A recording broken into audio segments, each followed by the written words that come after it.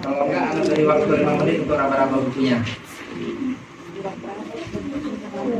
Biar kedepannya ngomongin walaupun dalam rangka murojaah tapi nyambung. Jadi lihat dulu catatannya, mungkin ada bingung apa ya gitu. Ada kodiah syafiyah kayaknya baru dengar ini. Kalau ada kodiah syafiyah, kodiah hamdiyah,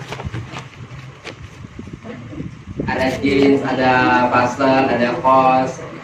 Ini makhluk berkaki berapa gitu. Saking udah hilangnya dari tasawuf.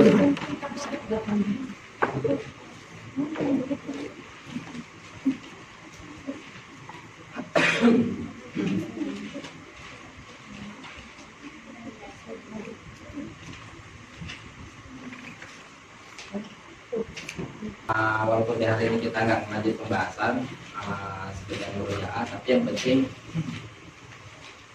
tahu bahwasannya kenapa kita bisa membahas syakel gitu, arahnya gitu maksudnya.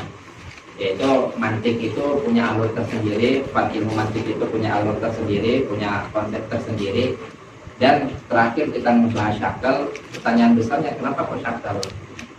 Kenapa kok tiba-tiba kita sampai syakel gitu maksudnya. Jadi jangan sampai bingung gitu. Tadi bisa jelasin? Gak ada absen ya biar dipanggil? Gak ada. Jangan dikasih juga. Itu di belakang tuh.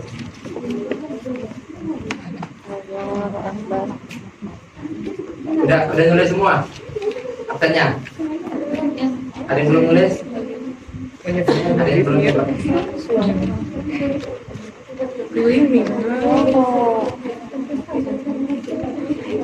Alurnya kan kita tahu kok dalam pembahasan mantik ada pembahasan syakel gitu.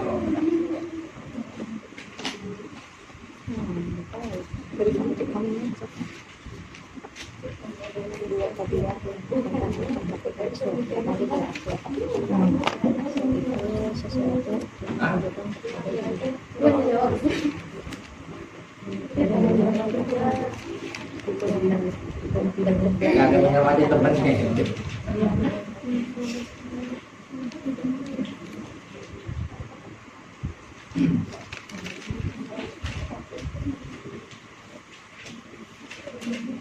Kita paling banyak biasanya. Ada yang merasa pakai apa namanya? Kalau dalam Word itu apa sih namanya yang gini-gini kok banget itu? Kan banyak akunnya gitu. Aku malu lurus. Yolanda Sundari. Ini anak apa tapi kan? Iya. Hah? Bukan? Iya Ustaz. Iya. Anda dulu kan saat pendaftaran rumah tampil, anak yang ngurusin ininya, apa namanya? Dokternya. Ayo coba. Kenapa ada pembahasan syakel? Alurnya ada deh, alurnya. Mantik itu ngebahas ini, makanya kita perlu ngebahas syakel.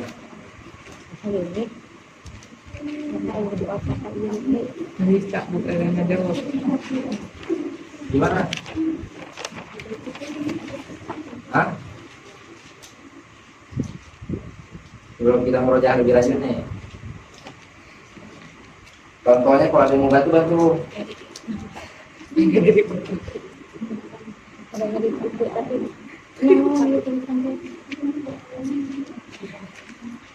Ya udah, sekarang ngebahas tentang apa deh?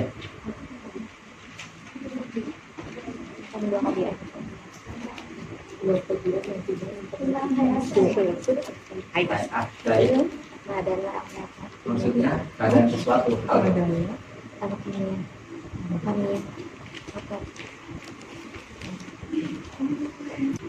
Oke, anak ngejelasin alurnya dikit ya.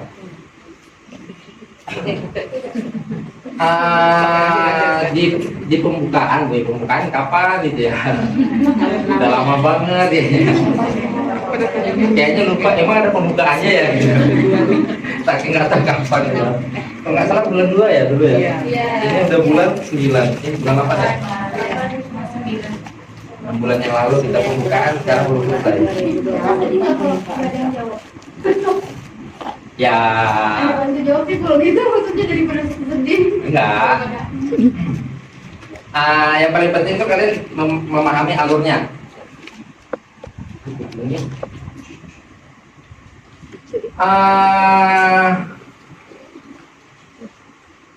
Di masa yang lampau saat pembukaan, Ana ngejelasin tentang maudhu mantik. Maudhu mantik itu adalah Ana ngejelasin apa sih? Mungkin Ana ngejelasin satu berbeda dengan yang akan Ana jelaskan saat ini. Ada yang masih punya catatannya?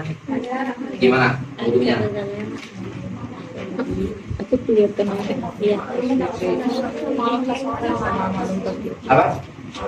Aywa ma'lum tasawuri sama ma'lum tasdiki ya. Ada minah itunya nggak? Tapi secara lafaz kayaknya Anda jelaskan. Karena nggak mungkin Anda membiarkan kata-kata ma'lum tasawuri ma'lum tasdiki doang kalau nggak ada kata-kata minah itunya. Oke.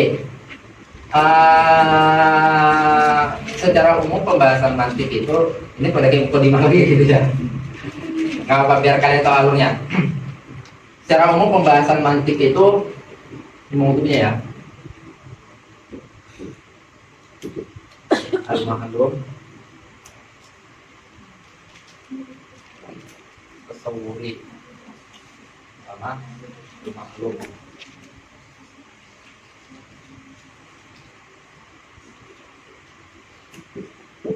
Al-Ma'lum atas dia. Ini kedua BH itu ya, bukan sekedar Al-Ma'lum. Sebelumnya Al-Ma'lum Tasawuri tahu nggak apa itu?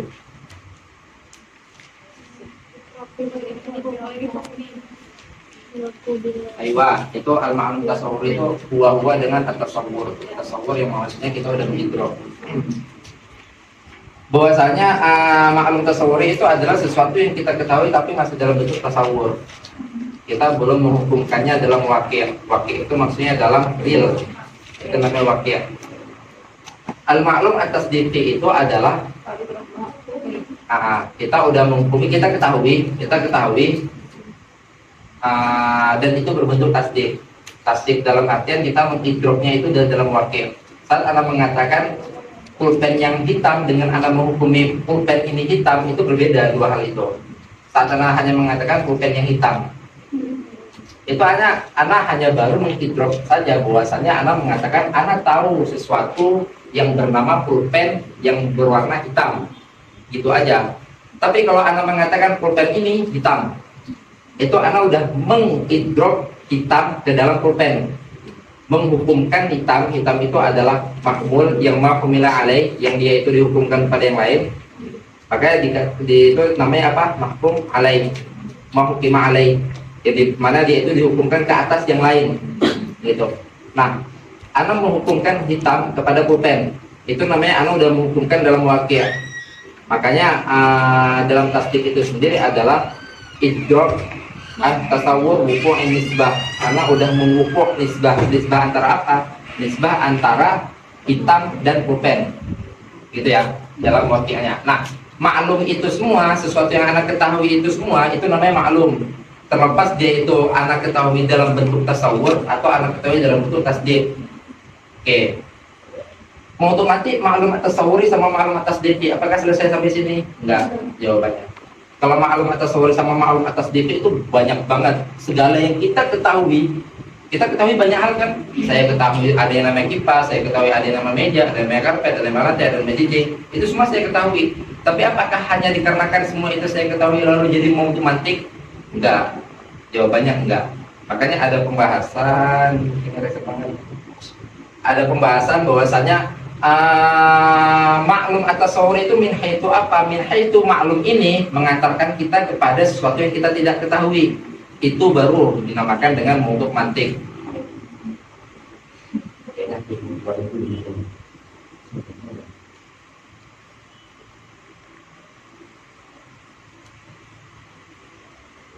Yang dimaksud itu bukan segala maklum. Kalau segala maklum banyak banget yang kita ketahui dan itu bukan semuanya adalah menjadi pembahasan mantik atau menjadi objek. Maudhu itu ya bahasa enaknya kita artikan ke Indonesia itu adalah objek pembahasan. Itu namanya maudhu. Nah, Ma'lum at-tasawuri min haitsu yusilu ila majhul tasawuri. Ma'lum tasdiqi min haitsu yusilu ila majhul tasdiqi. Dalam artian, misal ada sesuatu yang ana nggak tahu tasawurnya sama sekali. Apa ya kira-kira kata-kata ya? Anggap antum nggak tahu HP itu apa, misal. Anggap antum nggak tahu HP itu apa. Untuk antum mengetahui HP itu apa, antum membutuhkan maklumat-maklumat yang antum ketahui, ya nggak? Membantu untuk akhirnya antum mengetahui apa itu HP, gitu kan? Nah, itulah pembahasan mantik. Makanya itu adalah pembahasan ta'rif. Saat kita enggak mengetahui sesuatu, kita membutuhkan sesuatu yang kita ketahui untuk membantu kita mengetahui sesuatu yang tadinya kita nggak tahu. Makanya saat kita mengatakan anak nggak tahu HP itu apa, dibantu nanti dengan maklumat yang kita ketahui. Makanya dipasang ta'rif. Ta'rif itu makanya nanti di syarat ta'rif itu ta'rif harus lebih azhar. Dalam artian dia harus lebih jelas. Nggak mungkin ana memperkenalkan sesuatu kepada antum yang dimana antum belum kenal sebelumnya, tapi ana memperkenalkan dengan kata-kata yang antum nggak mengerti. Kira-kira bakal kenal nggak? Nggak kenal. Nah makanya syaratnya harus maklum, gitu. Nah makanya dalam ta'rif kita mau memperkenalkan sesuatu ke orang atau kita mau mendefinisikan sesuatu ke orang, definisi itu harus lebih jelas daripada yang kita definisikan. Jangan lebih nggak jelas, gitu. Oke ya. Nah jadi maklum tasawuri sama maklum tasdiki nggak selesai di sini. Ini ada lanjutannya min haitsu yusul ila majhul tasawuri dan maklum tasdiki min haitsu yusul ila majhul at-tasdiqi. Nah itu ada bentuknya semua. Majhul tasawuri itu apa? Majhul tasawuri itu adalah mu'arraf yang sedang kita mau ta'rifkan itu adalah majhul berbentuk tasawur. Kita belum menghukumi apa-apa. Nah, majhul tasdiqi itu apa? Majhul tasdiqi itu adalah hasil qiyas nantinya, hasil daripada syakal itu tadi, syakal yang kita pelajari itu. Syakal itu kan ada bentuknya banyak. Satu syakal ada berapa dorob? Ada berapa dorob? 16. Satu syakal. Satu dorob itu ada 4 komparasi ada 4 kolaborasi, ada 4 kolaborasi. Nah, masing-masingnya itu ada 4 kemungkinan. Berarti 4 dikomparasikan dengan 4 menjadi 16. 4 kali 4 kan 16. Nah, satu syakal ada 16 dorob. Nah, syakal-syakal itu semua adalah bentuk ma'lum tasawur. Yang kita jadikan mukadimah itu adalah sesuatu pernyataan yang kita itu udah harus tahu. Nggak mungkin kita menjadikan mukadimah tapi kita sendiri nggak tahu mukadimahnya ini benar atau enggak, itu nggak bisa. Nah itu yang dinamakan dengan al-ma'lum at-tasdiqi. Mukadimah itu kan, mukadimah kemarin kita udah ngebahas ada mukadimah sughra, ada mukadimah kubra, ya kan? Nah mukadimah sughra itu adalah sesuatu yang udah kita ketahui, dan mukadimah kubra itu adalah sesuatu yang udah kita ketahui.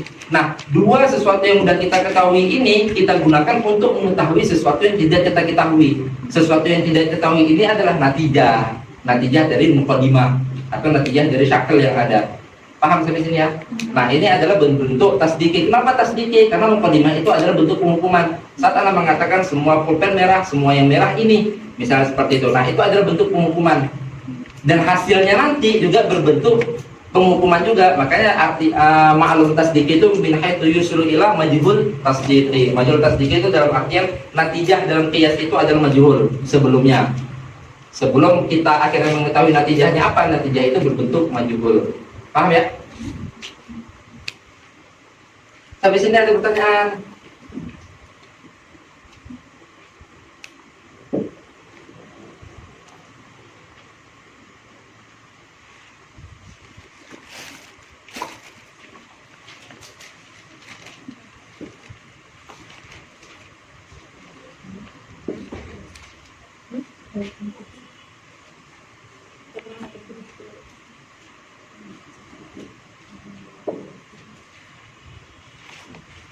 Jadi tahu ya alurnya kenapa kita ngebahas syakal. Syakal itu adalah bentuk daripada bagaimana kita bisa menghasilkan majhul tasdiki yang tadinya majhul menjadi maklum. Caranya adalah melewati jalur syakal. Karena saat ada dua kemungkinan, kan dua kodiah, misalnya kodiah A sama kodiah B. Nah, satu kodiah ininya aja itu ada 4 kemungkinan satu kodiah, ya enggak? Apa aja yang dia aja? Ayo, gimana? Ayo. Terus kuliah mujabah, kuliah salibah, terus justiah mujabah, justiah salibah. Ada 4 kemungkinan kan? Walaupun nanti di atas sana ada syaksiyah, di bawah sana ada mumalah, itu semua ada. Atau nanti kita bahas lagi. Intinya itu semua udah kita bahas bahwasanya satu ini namanya qodiyah, satu ini nih. Ini yang A doang ini. Muqaddimah subro itu satu muqaddimah namanya qodiyah. Qodiyah itu ada 4 kemungkinan. Terlepas nanti itu dia hamliyah atau apa namanya? Hamliyah atau syartiyah. Tapi intinya dia ada 4 kemungkinan. Walaupun kita menggunakan syartiyah, komparasi syartiyah kalau digunakan dalam qiyas iktiron itu ada 4 kemungkinan. Satu ini ada 4 kemungkinan. Nah, kedua ini juga ada 4 kemungkinan. Yang B-nya ya sama seperti tadi kuliah mujabah, kuliah salibah, justiah mujabah, justiah salibah. Makanya 4 dikomparasikan dengan 4 itu ada 16. Nah, pasangan mereka berdua ini namanya dorob. Pasangan satu ini nih. Misalnya kalau yang atasnya kuliah mujabah, yang bawahnya kuliah mujabah. Nah, satu pasangan itu namanya dorob. Satu pasangan. Syakel itu adalah komparasi dari semua pasangannya, ke-16-annya itu namanya syakel. Yang dimana syakel itu tergantung had wasat. Kita udah ngebahas had wasat sebelumnya. Tuh kalau di murojaah, makanya ini memang sesi kita murojaah. Gitu.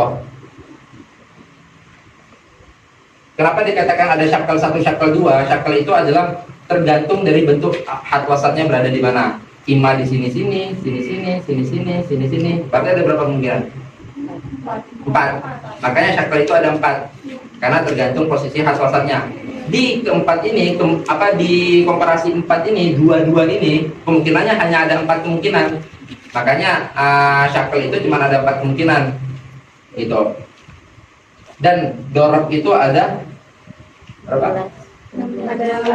Dorob keseluruhan. Oh, 64. Aywa, dorob itu ada 64 kemungkinan. Dorobnya aja. Oke, sebelum kita ngebahas jauh ke sini, kita pemanasan dulu murojaah dari awal. Bahwasanya di awal kita udah ngebahas ini tentang mauquf, tarifnya juga udah, tamrohnya juga udah. Lalu selanjutnya kita udah dibahas, kita ini ya flashback ya, kita ngebahas tentang anwa ilmu hadis, yang dimana dikatakan bahwasanya ilmu mantik ini adalah ilmu hadis dalam artian ilmu yang diperuntukkan untuk yang berakal, dan itu diperuntukkan untuk makhluk dalam artian, makanya dikatakan kenapa ini dimasukkan ilmu hadis, karena dia mengeluarkan ilmu Allah azza wa jalla di situ. Karena kalau kita katakan ilmu secara keumuman masuk nanti ilmu itu, kayak itu dikeluarkan. Kayak ini masuk kepada pembahasan ilmu hadis. Itu ilmu hadis saat dijelaskan tentang tasawur sama tasdik, saat menjelaskan tentang idrok mufrad itu adalah tasawur, idrok nisbah adalah tasdik. Dalam artian saat anak hanya mengatakan mengidrok, idrok itu udah tahu ya sebelumnya. Idrok itu adalah husul syai'. Kita tahu itu namanya idrok. Nah, tahu kita itu ada 2 kemungkinan. Ima tahu masih dalam bayangan doang, atau tahu itu udah menghukumi dalam wakil. Saya tahu spidol itu yang berwarna ini, saya tahu spidol itu yang berfungsi ini. Itu namanya saya tahu aja. Tapi saat anak mengatakan ini spidol, itu berarti anak udah menghukumi pengetahuan anak dalam dunia nyata, atau anak udah merealisasikan pengetahuan anak dalam dunia nyata, atau anak mengatakan spidol ini berwarna putih, itu juga anak udah menghukumi putih pada spidol. Itu berarti anak sedang mengidrok 2 idrok anak yang sebelumnya menjadi satu gabungan idrok. Makanya dikatakan idrok nisbah, yang dinisbahkan antara idrok A sama idrok B. Sebelum anak mengatakan spidol ini putih, anak harus mengetahui spidol itu apa, dan anak mengetahui putih itu apa. Nggak mungkin anak menghukumi spidol ini putih kalau anak nggak tahu putih itu apa. Nah, pengetahuan anak terhadap spidol dan pengetahuan anak terhadap idrok itu terhadap putih itu namanya idrok. Nah, saat anak menghukumkan spidol ini putih, berarti anak mengidrok nisbah antara spidol dan putih. Makanya dikatakan tasdik itu adalah idrok nisbah. Sedangkan tasawur itu adalah idrok mufrad. Dalam artian ana hanya mengidrok spidol aja dan ana hanya mengidrok putih aja. Paham sampai sini? Itu adalah saat di awal.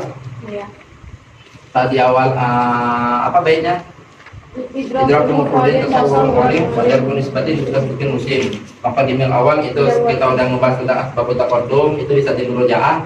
Maka di mil awal yang dalwan ini anal muqaddamun di fadhi wa nadhari. Itu kalau dibahas bahwasanya tiap-tiap tasdik sama tiap-tiap tasawur itu ada yang nadhari, ada yang daruri. Dalam artian ada lo tasawur yang sejatinya walaupun kita sebelumnya nggak mengetahui, tapi untuk mengetahuinya itu kita membutuhkan ta'amul yang panjang, itu dinamakan dengan nadhari gitu. Adapun daruri itu adalah walaupun sebelumnya kita nggak ketahui, tapi untuk mengetahuinya itu kita butuh proses cepat gitu. Itu dinamakan dengan daruri. Seperti halnya antum belum mengetahui anak bakal tanya apa, berarti antum belum mengetahui jawaban dari pertanyaan anak apa gitu. Tapi saat anak mengatakan 5 tambah 5 berapa, langsung antum jawab 10 misalnya, seperti itu namanya daruri. Padahal sebelumnya antum nggak tahu jawaban itu, dalam artian antum nggak tahu pertanyaan anak itu, sebelumnya antum nggak tahu. Nah, untuk mengetahui itu antum butuh proses cepat, padahal ada masanya di mana untuk mengetahui itu antum butuh proses lama gitu kan. Nah, makanya nanti nadhari sama daruri itu kita lihat, kita katakan itu bi'tibar. Ada bagi sebagian orang tasawur ini adalah daruri, ada bagi sebagian orang tasawur ini adalah nadhari gitu. Seperti tambah-tambahan kali-kalian. Makanya kalau contoh di dalam Syarah Adaman Nuri itu beliau memberikan contoh itu yang bagi-bagian itu setengah daripada seperempat setengah ini, kata yang seperti itu. Bagi orang yang cerdas banget itu adalah daruri, dia tahu langsung jawabannya ini gitu. Tapi bagi orang itu pasti dia nyari lagi. Dalam artian daruri sama nadhari itu adalah proses menuju sesuatu yang kita nggak tahu sebelumnya. Paham sampai sini? Nah, nadhari maka jadi ta'amul. Dalam artian dia itu membutuhkan ta'amul, membutuhkan berpikir lebih gitu. Sebenarnya daruri sama nadhari itu sama-sama berpikir, hanya saja prosesnya itu yang membedakan. Daruri sama nadhari, nadhari mata jadi ta'amuli langsung wa daruri jali. Terus pemalitas lama bihi ila tasawurin mustil bila misalnya syarif al tertahil, itu hanya mengulang lagi bahwasanya tentang mabadi sama maqasid. Dalam mantik ini ada mabadi, ada maqasid. Dalam tiap-tiap ini, dalam tiap-tiap mabadinya itu sendiri ada mabadi, ada maqasid. Masih ada yang catatan ya? Ya kan? Mabadi maqasid mantik apa? Jadi tasawur. Aywa, mabadinya tasawur. Maqasidnya Tasdik. qiyas sama dengan tasdik. Mabadi maqasidnya tasawur apa? Tarif. Aywa, mabadi tasawur adalah kuliah al-khams. Sedangkan maqasid tasawur adalah at-ta'rif. Karena sebelum kita membahas ta'rif, sebelum kita merealisasikan definisi atau sebelum kita mendefinisikan sesuatu, kita harus mengetahui dulu komponen-komponen pembentuk definisi. Jadi mendefinisikan itu enggak serampangan. Dalam artian kita untuk memperkenalkan sesuatu kepada orang yang belum kenal itu kita membutuhkan komponen, enggak sembarangan gitu. Jadi kalau orang udah bisa mentasawurkan, enak saat dia mengenalkan sesuatu yang belum dikenal sebelumnya gitu. Jadi nggak sembarangan. Itu makanya mabadi dalam tasawur itu apa tadi? Al-kuliah al-khams, kuliah khams, yang mana itu adalah komponen dalam ta'rif. Makanya maqasid dalam tasawur itu adalah ta'rif. Tujuan daripada tasawur itu adalah kita bisa mendefinisikan sesuatu. Lalu tasdik, mabadinya apa? Al-qadha, ya. Karena kenapa lagi-lagi qadhiyah itu adalah komponen daripada qiyas gitu. Makanya maqasid daripada tasdik itu adalah qiyas, yang dimana nama lainnya itu adalah hujjah. Makanya maqasidul maqasid, tasdik itu adalah maqasid dalam mantik, dan qiyas itu adalah maqasid dalam tasdik. Berarti dia adalah maqasidul maqasid. Maqasidul maqasid dalam mantik itu adalah al-qiyas. Panjang-panjang kita mempelajari mantik itu untuk menyimpulkan komparasi daripada kesimpulan A sampai pernyataan A sama pernyataan B, yang dimana mereka ada khat wasatnya. Lalu kita simpulkan C. Sebelumnya kita nggak tahu tentang C ini, tapi dikarenakan ada dua kesimpulan yang kita ketahui, sehingga kita mengetahui C itu apa. Ya itulah, itu adalah pembahasan tentang syakal, atau itu adalah pembahasan tentang kias. Sejatinya ini pembahasan kias ya, syakal itu hanya bentuk gitu maksudnya. Syakal itu hanya bentuk, dari sisi hat wasatnya di mana, nanti itu dinamakan dengan syakal 1, syakal 2, syakal 3. Nah, itu kita udah flashback tentang wama bihi ila tasawwuril musil yun'a bi qauli syari' wa tahil. Qauli syari' itu nama lain dari tarif. Maka dikatakan sesuatu yang menyampaikan kita kepada tasawur, itu yang dimaksud tadi wama bihi ila tasawwuril musil, sesuatu yang menyampaikan kita kepada tasawur itu dinamakan dengan qauli syari' yun'a bi qauli syari' wa tahil. Wama litasdiqin bihi terus ila, sesuatu yang menyampaikan kita kepada tasdik bihujjatin yu'raf wa indal uqala, dinamakan dengan hujjah. Bagi ulama, bagi manatiqah itu dinamakan dengan hujjah. Oke, selesai sampai di situ. Itu memang benar-benar mukadimah yang tadi. Lalu selanjutnya kita ngebahas tentang dalalah. Dalalatul lafzi ala ma wafaqa. Itu kan bait selanjutnya kan? Iya. Dalalatul lafzi ala ma wafaqa.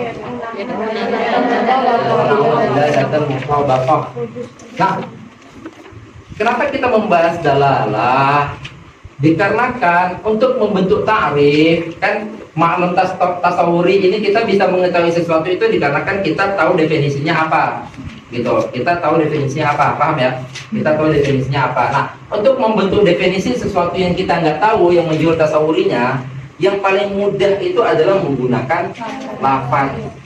Karena isyarat bisa juga, isyarat itu sama-sama menyampaikan makna. Isyarat, tulisan, ini misalnya ada bunga, ada apa gitu, jam aja itu padahal nggak ada lafadznya, nggak ada apa-apa, tapi dia menyampaikan makna, gitu. Menyampaikan makna pas kita lihat, oh paham, berarti kan kita memahami sesuatu gitu. Nah itu berarti ini juga menyampaikan makna, gitu. Apapun itu.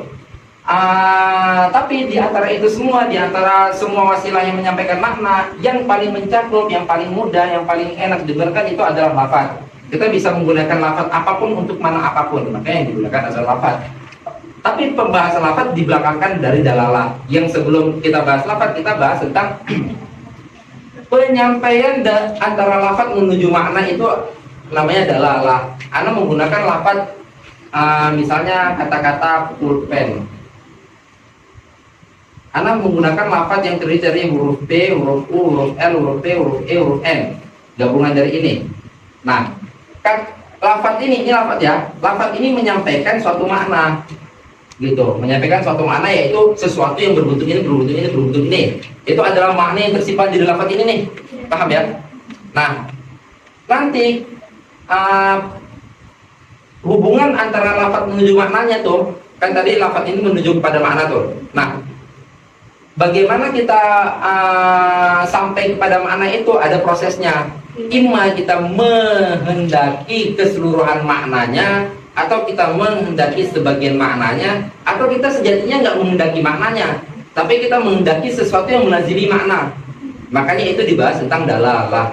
Dalalah itu sebelum kita membahas habis-habisan lafaz, kita membahas dalalah dulu dalam artian selama masih masuk dalam 3 koridor ini, mutabaqat, tadammun, sama talazum itu, selama masih masuk 3 koridor ini itu dibenarkan.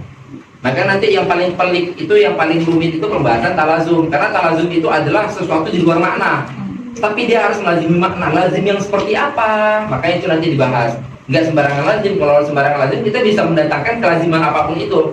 Ya, tapi enggak, harus yang akal melazimi. Enggak boleh yang ada melazimi. Kalau yang ada melazimi, seseorang bisa mendatangkan, siapapun bisa mendatangkan kelaziman apapun itu. Paham ya? Nah, makanya itu pembahasan. Pembahasan saat Anda menggunakan lafaz, makna apa yang sedang ingin Anda sampaikan? Gitu. Paham?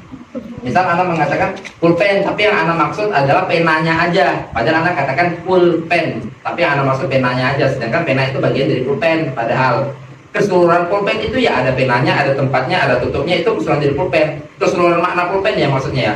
Tapi kalau ambil pulpen kan maksudnya adalah penanya aja, karena Anda sedang butuhkan itunya. Gitu. Itu namanya berarti nanti menjadi tadammun. Dalam artian lafaz makna yang dia sedang kehendaki itu bukan makna secara hakikat, karena hakikat pulpen bukan bentuknya. Paham ya? Itu kita akan membahas nanti di depan. Makanya itu ada pembahasan dalalah. Oh ya, kenapa kita ngebahas dalalah ya? Jadi jangan sampai kita itu membahas suatu pembahasan dalam fan ilmu, kita bingung ini apa sih? Maksudnya sampai muncul pertanyaan, untuk apa sih kita bahas ini gitu? Itu jangan sampai seperti itu. Itu tadi tentang dalalah. Makanya dalalatul lafzi ala ma wafaqa yaitu menawan dilalatul mutabaqah. Wa juz'i tadammunan wa ma ladin. Wa juz'i tadammunan maksudnya gitu. Wa juz'i dalalatul lafzi ala juz'i yat'unahu tadammunan. Makanya wa juz'i itu jar, tadammunan itu mansub. Jadi itu maksudnya itu apa namanya takdirnya. Dalalatul lafzi ala juz'ihi yat'unahu tadammunan, dinamakan dengan tadammun. Makanya kalau misalnya anak katakan pulpen tapi anda menghendaki sebagian maknanya aja, itu dinamakan dengan tadammun. Tapi kalau anda mengatakan pulpen anda menghendaki keseluruhannya, itu dinamakan dengan mutabaqah. Penghendakan itu ya, penghendakan itu maksudnya. Nanti yang ketiga itu adalah wa ma lazim. Wajib tadammunan wa ma lazim fa huwa kitabun in bi aqlinil tuzim. Ditambah in di situ sama Syekh Akhdari dalam artian iltizam atau talazum yang dimaksudkan dalam mantik itu adalah talazum yang akli, nggak boleh talazum yang urfi. Talazum yang ada itu nggak boleh. Talazumnya harus talazum akli. Nah, wa malazim kita menghendaki apa, kita menggunakan apa tapi menghendaki bukan maknanya sama sekali, melainkan sesuatu yang melazimi. Harus yang melazimi secara akal, nggak boleh yang melazimi secara ada atau secara uruf. Itu adalah fungsi kenapa kita ngebahas tentang dalalah. Selanjutnya adalah kita ngebahas tentang alfaz, yang dimana adalah sejatinya kalau misalnya itu kita sebelum kita ngebahas dalalah, karena dalalah itu ada penggunaan lafaz pada makna, harusnya kita ngebahas itu dulu tuh, ngebahas alfaz dulu tuh. Tapi pasti ada sirnya di situ, yang dimana antum akan mengetahui saat membahasnya lebih dalam. Selanjutnya kita akan ngebahas lafaz. Itu musta'malul lafaz kan namanya kan? Musta'malul lafaz yaitu yujadu Imam murakkab. Itu dalam artian lafaz yang musta'mal itu imam murakkab, imam mufrad. Dan itu ada ininya kan, lafaz. Sebelum ke bawah itu lafaz ada yang maudhu, ada yang ghairu maudhu. Maudhu ada yang musta'mal, ada yang ghairu musta'mal. Musta'mal ada yang murakkab, ada yang mufrad. Mufrad ada ini, ada kita makin ke depan nanti bahas yang mufrad. Kenapa kita bahas yang mufrad? Dikarenakan kita ngebahas ta'rif. Bahas ta'rif itu komponennya itu adalah komponen mufrad semua. Kalam-kalam di bawah itu semua adalah kalam-kalam mufrad. Mufrad di sini bukan mufrad yang dimaksud dalam nahwu dan bukan juga mufrad yang dimaksud dalam balaghah, tapi mufrad ada definisi sendiri. Musta'malul lafaz itu yaitu imam murakkabun wa imam mufradun. Terus apa lagi? Awalun madal juz'i. Awalun madal, awal itu apa? Murakkab, karena beliau di atas tadi menyebut murakkab dulu kan. Fa awalun madal juz'u ala juz'i ma'dhur bi aksimatala. Terus bahwa anak ismaini kan? Iya. Nah, selanjutnya beliau ngebahas tentang mufrad. Bahwa anak ismaini anil mufrada. Mufrad itu terbagi menjadi dua, kulli sama juz'i. Kulliyun au juz'iyun haitsu wujida. Fal kulliyu famu fi mushtirak ini kulliyu. Sudah kita bahas tentang mufrad itu terbagi menjadi kulli dan juz'i. Nah, kulli inilah nanti yang dibagi menjadi 5. Kulli dalam mufrad itu tadi. Itulah yang dinamakan dengan al-kulliyat al-khams. Yang dimana dia itu adalah komponen untuk membentuk suatu ta'rif. Itu bahwa anak ismail al-mufrad kulliyan mawjudun itu juga kamu fi mustirakin kulliyu ka asadin wa aksiyul juz'iyyu. Dalam kulli sama juz'i ada yang ngasih ingat, kalau mau dijelasin ulang bakal panjang. Jadi asalnya kalau ada masih bayang-bayang nggak apa-apa, tapi ada yang masih ingat gitu dulu. Kulli sama juz'i. Kan kemarin itu termasuk pembahasan panjang, itu adalah pembahasan saat membahas murakkab sama mufrad. Itu termasuk pembahasan panjang untuk membedakan murakkab sama mufrad. Karena kebanyakan kita itu masih terkontaminasi dengan pembahasan nahwu. Dalam artian banyak kalau yang murakkab dalam nahwu itu ternyata dalam mantik itu mufrad. Nah, itu kita masih susah membedain. Karena masih kita tercampur maklumat itu. Maka ditanbih dari awal murakkab mufrad yang dimaksud ini bukan murakkab mufrad dalam ilmu nahwu. Walaupun secara lughah mantik juga mengatakan kata-kata Abdullah berbentuk nama itu juga murakkab secara lughah ya. Murakkabnya murakkab idhofi. kata-kata haywanun natik dalam bentuk nama itu juga murakkab wasfi. Jadi yang seperti itu juga dikatakan murakkab secara lugah. Tapi dalam fan mantik itu nggak dinamakan murakkab.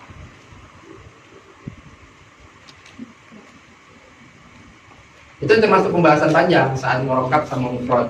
Ya, memang murakkab dalam mantik itu harus ma dalla juz'uhu ala juz'i ma'nahu, terus al-maqsud dalalatan maqsudatan. Ada 4 poin itu. Ma dalla juz'uhu berarti harus punya juzuk dia. Pertama dia harus punya juzuk, terus juzuknya harus yadul pada makna, dalalahnya itu adalah maksud, dan harus dalalah yang maksudah. Beda antara makna maksud sama dalalah maksudah. Ada 4 poin di situ. Ada semua ya catatan ya? Dalalatan maksudatan. Nah, sedangkan di antara 4 poin untuk membentuk murakkab, 1 poin aja nggak terpenuhi, langsung dia dinamakan dengan mufrad. Makanya ada kata-kata Abdullah, ada kata-kata hayunatik. Kedua kata-kata itu kalau berbentuk nama itu langsung dia menjadi mufrad, gitu. Tapi kalau kedua kata-kata itu bukan berbentuk nama, itu nanti dia menjadi murakkab dalam mantik. Itu nanti menjadi murakkab. Nah, kita udah membahas banyak. Kenapa bisa dua kata-kata itu menjadi mufrad kalau berbentuk nama? Terus selanjutnya kita membahas tentang kulli di ta'arif. Dalam matan Syekh Akhdari itu singkat banget menyebut hanya yang sesuatu yang mengifham istirak, sesuatu yang memberi mafhum atau memberi mufhim istirak. Istirak dalam artian ada suatu makna yang dimana makna ini membawa kepada lebih dari satu afrod. Paham ya? Ada satu makna yang dimana makna ini membawa lebih dari satu afrod. Itu dinamakan dengan istirak. Istirak dalam apa? Istirak dalam afrod. Makanya dikatakan di dalam matan famufhimushtirakin, yang mengifham istirak itu dinamakan dengan al-kulli. Famufhimushtirakinil kulliyu. Tapi ta'arif secara lengkapnya apa? Ma la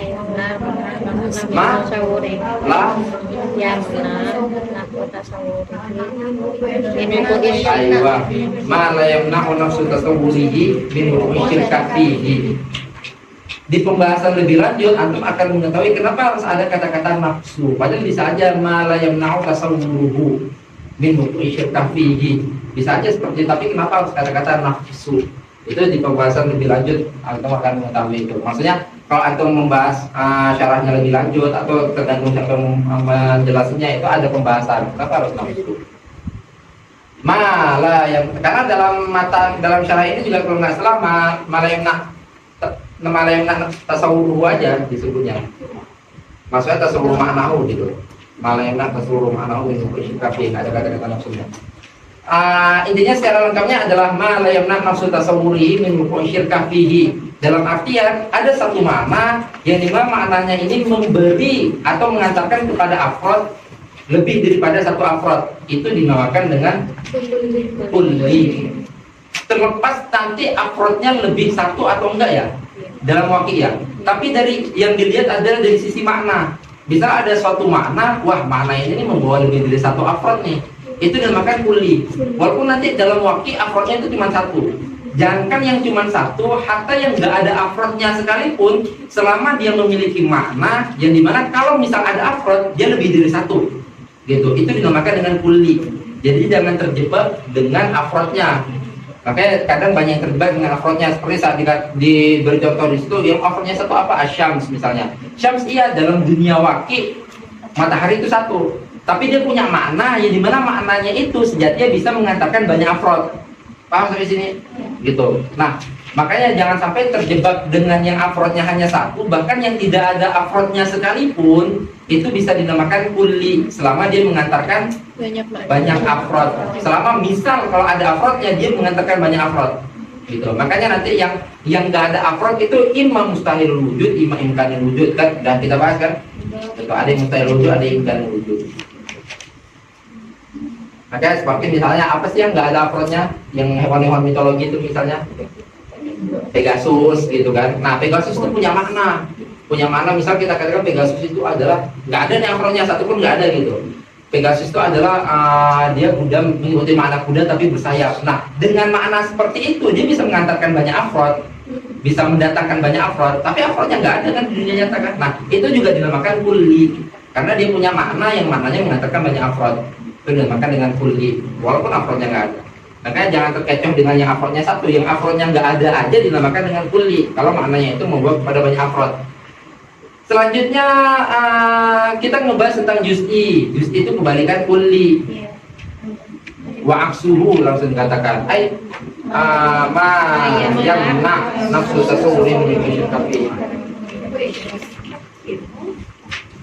Jadi juz'i itu adalah yang maknanya itu mengantarkan ke satu afrod aja, nggak lebih dari satu. Gitu. Itu dinamakan dengan juz'i. Saat makanya nanti semua nama orang itu adalah juz'i walaupun namanya sama, tapi saat kita menyebut satu nama pasti arah tasawuf kita itu mengarah kepada satu orang tertentu walaupun namanya banyak gitu, walaupun namanya misalnya kita sebut Ahmad, Muhammad atau siapa, tapi saat akan menyebut satu nggak mungkin kita mendatangkan satu rombongan gitu, pasti ke arah ke satu orang gitu. Makanya nama itu termasuk juz'i, alam itu termasuk juz'i walaupun sama. Terus misalnya kata-kata pakai isyarat, dia bilang kan ada catatannya kan tentang tanda-tanda juz'i itu apa? Salah satunya alam, terus isyarat, terus alelah di B itu ahli sini atau ahli sini, gitu kan? Terus, udah ya, masih ya? Ya, itu salah satunya, salah satu yang pengantar kepada juz'i seperti itu. Sistem syarah adalah mengatakan spidol ini itu menyimpan makna, bukan kata-kata. Spidol ini itu hanya kata-kata, gitu. Spidol ini itu menyimpan makna, yang dimana maknanya itu hanya memberi satu afrod, ya yang ini, gitu. Enggak lebih dari ini dan enggak kurang dari ini. Itu dinamakan dengan juz'i. Setelah itu, setelah kita memahami juz'i, lalu kita memahami kulli, baru kulli itu nanti ada 5 itu nanti dia ada yang zati, ada yang arodi. Terlepas nanti mengatakan ada wasitoh enggak antara zati arodi, itu pembahasannya lebih lanjut. Intinya dia itu ada yang zati, ada yang arodi. Makanya wa awwalan lidzatin fihan darat Mansubuhu awli aridin idza kharaj. Itu sebelum kuliatul hukam atau sudah? Sebelum kan? Dan setelah famufum syirah kan? Nah, Tumusyirak bin kuliyu wa aksuhu ka'asalin wa aksuhu juz'iyu wa awalan. Yang awal itu apa? Kulli. Yang awal kulli, karena beliau menyebut kulli duluan. Wa awalan. Kalau lidzati infihan darat, kalau indaroja di dalamnya dinamakan dengan dati. Makanya nanti kulli itu ada kulli dati, ada kulli aradi. Fansubhu auli aridin ay au indaroja li apa au indaroja keluar di luarnya li kharijin fansubhu auli aridin ida kharaj. Kalau misal kharaja an dati itu dinamakan dengan arid, maksudnya aradi gitu. Auli aridin ida kharaj. Baru ngebahas tentang wal kulliyah atau khamsatu dunan ifas Jinsun wafaslun arodun nauhun wafas. Kuliah itu ada 5, al kulli itu ada 5, jinsun wafaslun arodun wafas. Baru wa awalun Salah satu bila syatot jinsun qaribun aw ba'idun aw wasat. Nah, jins itu ada 3. Nah, setelah itu kita membahas tentang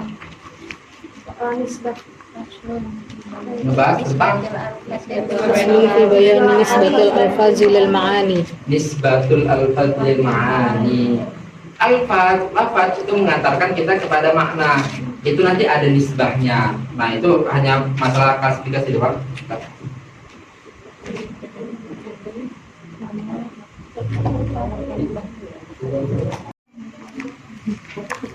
Nisbah al-fadlil ma'ani itu hanya perihal klasifikasi doang. Hanya perihal ada lafaz itu mengantarkan kepada suatu makna tertentu, itu ada nisbahnya, ada hubungan antara lafaz sama maknanya. Gitu, itu hanya perihal klasifikasi doang. Kita baca aja wa nisbatul alfazil ma'ani khamsatu aqsamin bila nuqsani. Ada 5 aksamnya antara hubungan lafaz dengan makna. Gitu. Bahwa kukun tasyakukun taqalubu wal isyirah wa aksuhu taradubu. Kita udah membahas tentang itu. Dan itu hanya masalah klasifikasi gamasnya, itu enggak sampai membutuhkan pemahaman yang ini banget gitu. Karena tawatu adalah yang dia itu memiliki satu lafaz berbeda, satu makna gitu, bukan gitu doang. Kita baca tabelnya aja langsung paham Pak, paham lagi kok. Terus ngebahas lagi tentang lafaz. Intinya salah satu ciri khas sulam ini banyak membahas tentang lafaz. Karena memang dirasa lafaz itu adalah hal yang fundamental banget untuk kita mengetahui sesuatu yang kita tidak ketahui. Makanya pembahasan lafaz itu panjang. Gitu.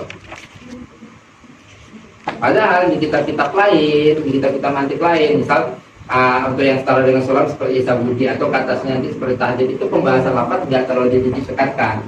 Karena pembahasan intinya itu justru nanti setelah lafaz itu. Tapi di sini karena ini maralahnya memang di awal banget, lafaz itu harus benar-benar dipahamkan banget gitu. Pemahaman kita tentang lafaz. Walafdu, lafaz itu ada yang tolak, ada yang khobar. Wa awwalun, tolak maksudnya salatun seperti kalau amrun ma'as fi'la wa aksuhu doa. Amrun itu adalah yang ma'as dikla. Sebaliknya berarti kalau yang dari atas ke bawah itu digunakan dengan amar, dari bawah ke atas digunakan dengan doa. Nanti amar itu terlepas dia itu harus isti'laka, terlepas dia itu harus uluka, itu pembahasan lafaz juga sebenarnya. Maka walaupun di usul fiqh ada pembahasan amar, tapi sejatinya itu adalah pembahasan lafaz. Itu lafaz Arab maksudnya. Wafit tasawi, kalau setara dalam derajat itu digunakan dengan iltimas rokoah. Nah kemarin kita untuk membahas 37, 38, 39 aja itu satu pertemuan ya.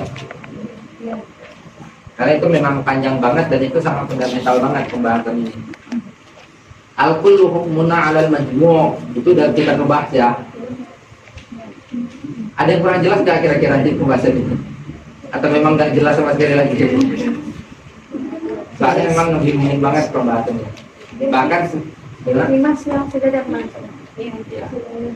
Misal kita antara teman gitu, tapi tolak ya. Jadi masih dalam hubungan tolak. Tiga-tiga itu tolak tuh. Walaupun nanti dalam balaghah ilmu ma'ani itu makna amr itu atau makna tolak itu ada 16, bahkan ada yang mengatakan 24, banyak gitu. Ada yang mengatakan ini gitu. Tapi yang kita bahas secara umum aja, atas bawah, bawah ke atas, dan seri dan setara gitu maksudnya. Tadi kayaknya ada betul.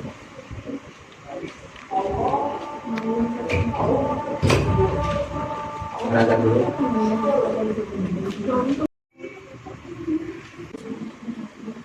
Oke, kita lanjut. Selanjutnya adalah pembahasan tentang al-kul.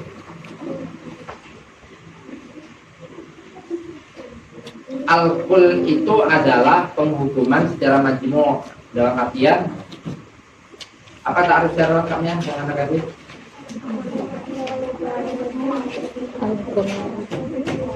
Aywa. Al-hukmu ala jami' al-afrad min ghairi istiqlal. Itu adalah al-kul. Nanti al-kul itu ada pembagiannya dua. Itu masih ada ya catatannya semua ya. Al-kul itu ada dua, ada al-kul tamamul afrad, ada al-kul ba'dul afrad. Jadi al-kul itu ada dua hukum. Ada yang dia itu hukum kepada semua afrad, ada hukum kepada ba'dul afrad. Tapi kedua-duanya itu baik yang semua afrad atau ba'dul afrad namanya sama-sama al-kul. Sama-sama al-kul. Dan bersama mereka itu sama-sama ghairul istiqlal. Kita udah ngebahas tentang hukum kepada semua afrad itu maksudnya apa, dan ghairul istiqlal itu maksudnya apa. Ada yang kurang jelas? Yang ikut-ikut aja ya, kalau nggak jelas tanyain.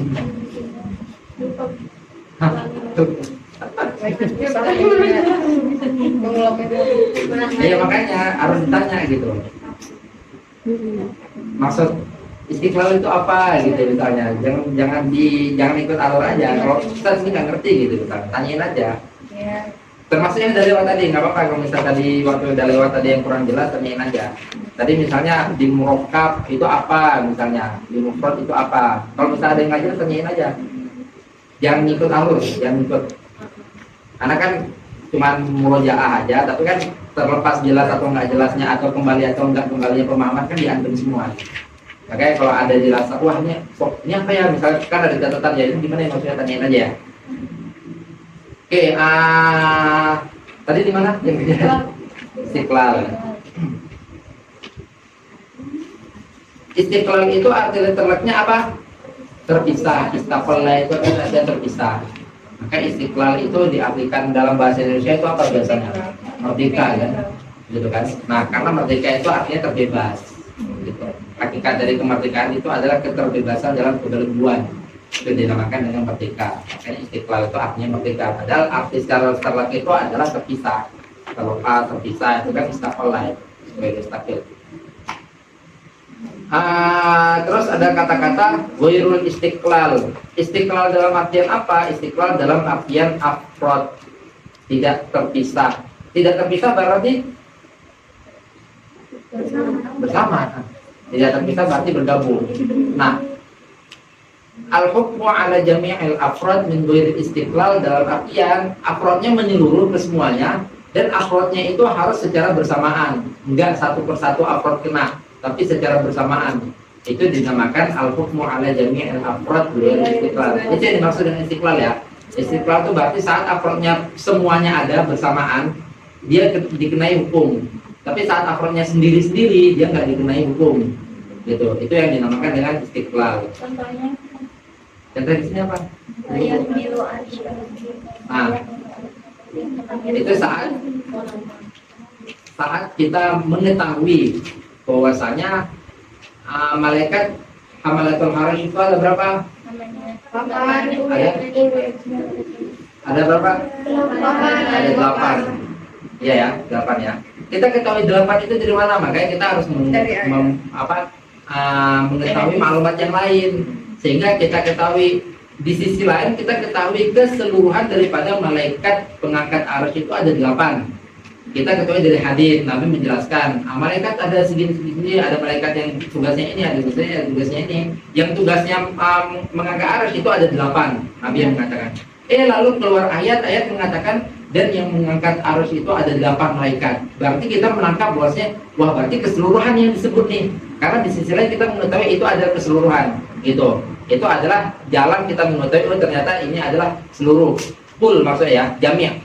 Nah, kita nggak tahu kan kuliah atau juz'iyah, kuliah atau juz'iyah, kuliah atau al-kul, gitu kan. Nah, di mana kita mengetahui kuliah atau al-kul? Di ayatnya atau dari hadis yang lain. Karena hadis yang lain Nabi mengatakan yang mengangkat itu 8, gitu. Jadi itu nggak memberi makna kepada kita bahwasanya satu orang aja terangkat, enggak. Tapi kalau dikatakan yang mengangkat itu 8, berarti itu baru dihukumi angkat saat 8-nya itu mengangkat, gitu.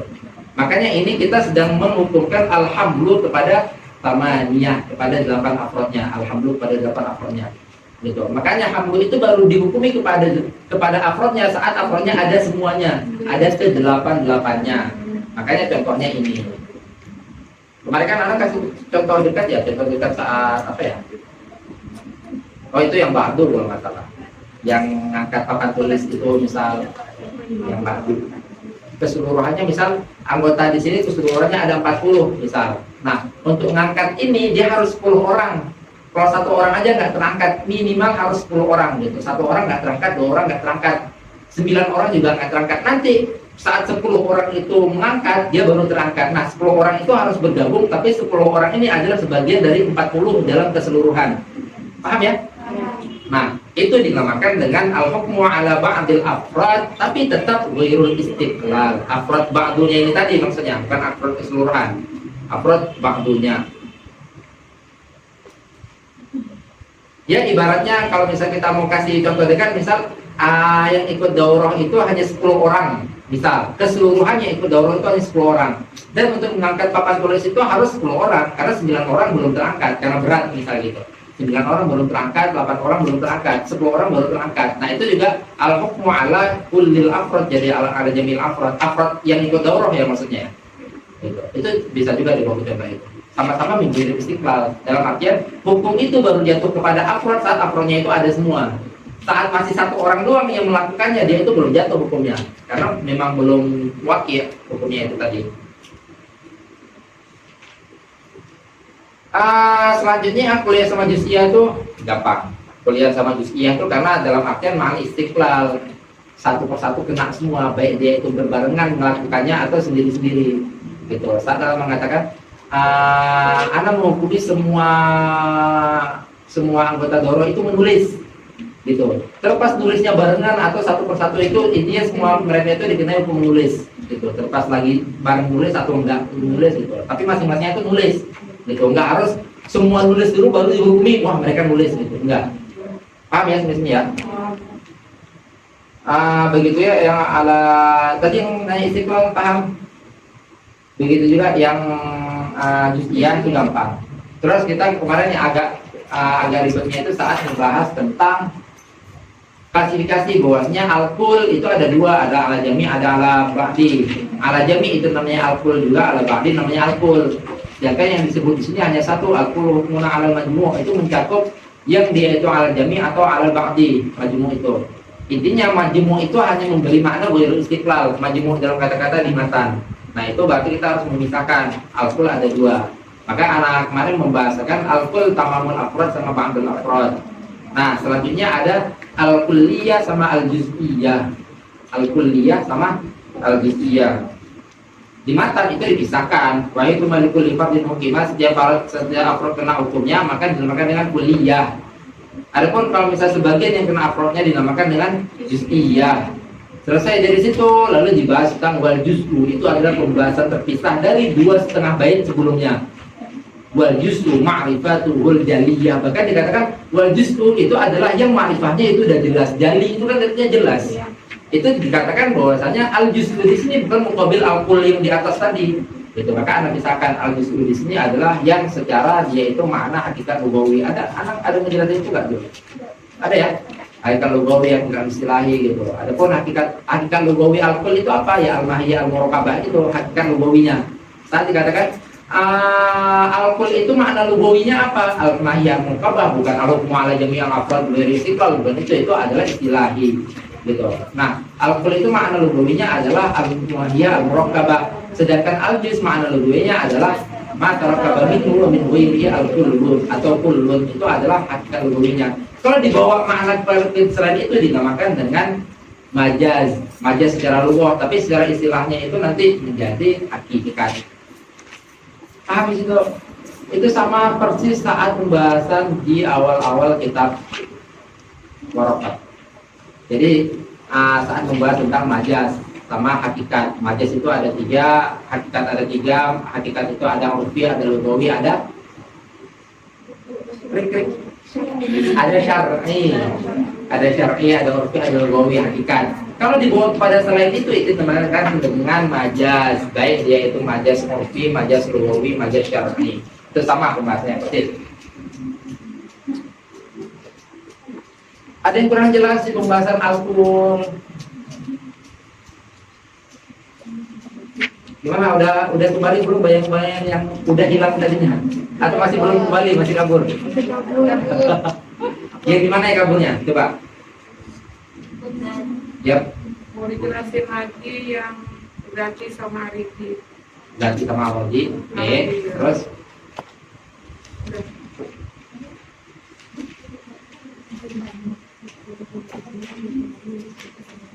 Itu adalah pembahasan tentang al-kuli kan?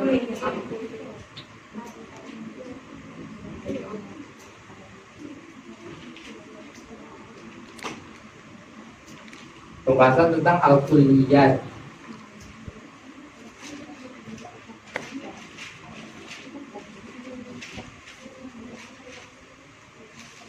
Yang pertama disebut apa?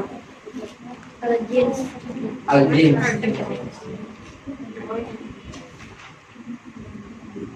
Terus? Asal. Nahu. Mau? Terus? Fasok. Apa ya? Aros. Terus? Sekarang gini. Ini adalah 5 kul. 5 yang kul maksudnya. 5 kul yang membentuk komponen suatu ta'rif. 5 kulli yang membentuk komponen ta'rif. Gitu. Ini adalah 5. Nah, kelima ini ada yang dzati, ada yang arodi. Kalau misal kita menggunakan dzatiyat, dzati itu maksudnya dia itu adalah yang membentuk mahiyah sesuatu atau membentuk hakikat sesuatu, itu dinamakan dengan dzati. Saat kita mendefinisikan insan itu dengan hayawan natik, itu membentuk mahiyah insan, yaitu mahiyah insan itu dia memiliki sisi hayawaniyah dan memiliki sisi natikiyah. Nah, hayawaniyah dan natikiyah itu adalah dua sisi yang membangun hakikat insan. Nah, berarti hayawan dan natik itu adalah dzatinya insan. Kulli yang berbentuk dzati, dalam artian yang membentuk mahiyah seseorang atau membentuk mahiyah sesuatu, gitu. Nah, makanya ittifaq bahwasanya jins ini adalah kulli yang dzati. Dzati dalam artian dia membangun mahiyah. Begitu juga al-fasl itu juga dia itu adalah dzati. Tadi kan misalnya insan adalah hewan natik. Hayawan itu adalah jinsnya kan? Karena hayawan itu adalah yang menjami seluruh afrod insan. Gitu, menjami seluruh afrod insan. Tapi apakah semua afrod insan aja yang masuk? Enggak, selain insan juga masuk, selama masih hayawan. Tapi intinya semua afrod insan masuk, gitu ya. Tapi bukan semua afrod insan aja yang masuk, gitu. Poinnya semua afrod insan masuk. Hanya saja bukan semua afrod insan aja yang masuk, ada afrod selain insan juga masuk, gitu. Tapi poinnya jins ini adalah yang menjami semuanya. Makanya dalam posisi ini dinamakan dengan jamiah.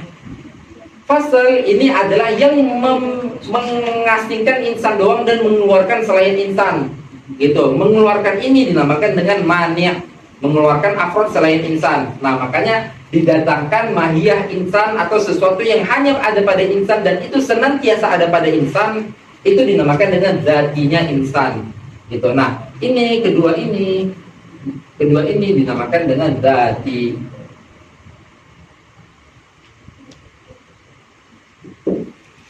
Tadi paham yang nanya dzati arodi. Nah, kedua ini anak bilang ittifaqnya dulu ya, anak bilang ittifaqnya dulu. Kedua ini dinamakan dengan arodi. Arodi ya. Arodi ini beda dengan arod ini maksud di sini. Kedua ini sebenarnya namanya sama-sama arod. Ini arod khos, ini arod am. Tapi karena disingkat, ini dinamakan khos aja, ini dinamakan arod aja. Tapi itu itlaqnya udah berbeda nanti. Dalam artian kalau disebut arod aja berarti yang dimaksud adalah arod am. Kalau yang disebut khos aja udah pasti ya arod khos gitu. Tapi ditambah tak ini ada salah satu dalam kaidah nahwu itu ditambah tak itu litasmiyah. Karena kita udah menamakan sesuatu, udah menjadikan dia adalah nama terhadap sesuatu ditambah dengan tak sebagai pembeda. Nah, intinya kedua ini ittifaq bahwasanya ini adalah arad, gitu. Tapi disebut dalam matan apa? Wa awwalan lidzati in fihan darot. Intinya kalau misalnya dia indaroja di dalamnya dinamakan dengan dzati. Kalau dia koroja darinya, dari mahiyahnya itu dinamakan dengan arodi. Nah, kelima ini ada yang di dalam mahiyah, ada yang di luar mahiyah.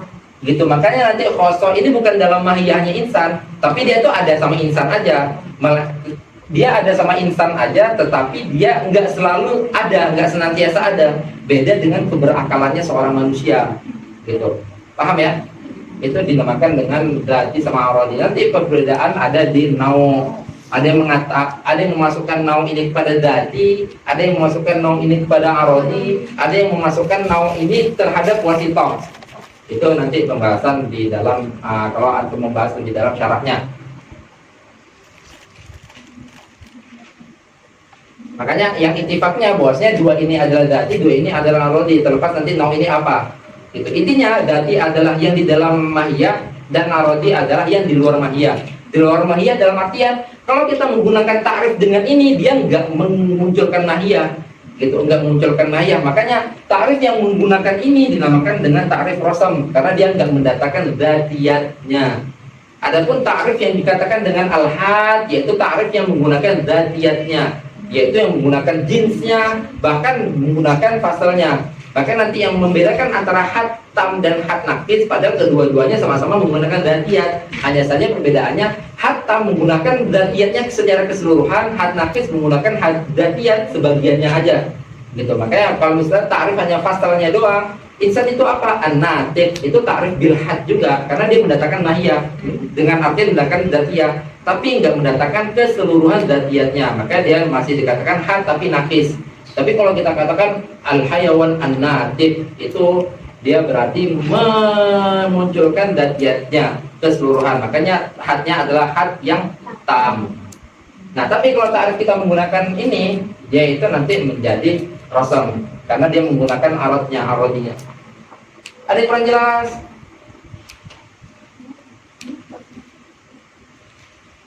Ini kita mau rujuk bebas saja. Kalau memang tiba-tiba lagi lihat buku, dan tuh, ini nggak jelas, tanyain aja langsung. Gimana yang lain?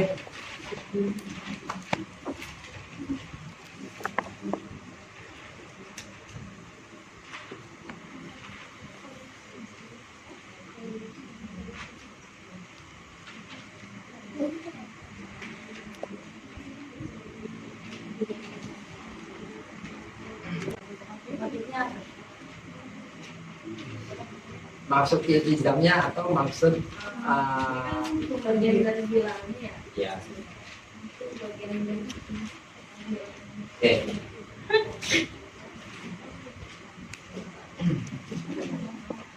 Selanjutnya ada pembahasan tentang iltizam. Iltizam itu adalah pembahasan dari ini ya, dalalah ya.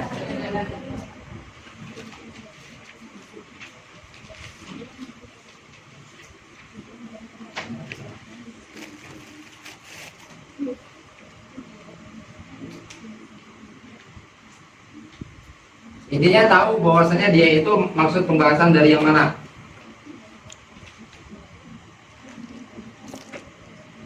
Dia ini adalah pembahasan dalalah.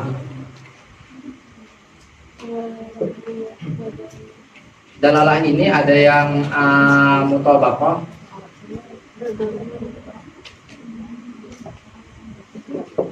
terus ada yang tadammun sama iltizam.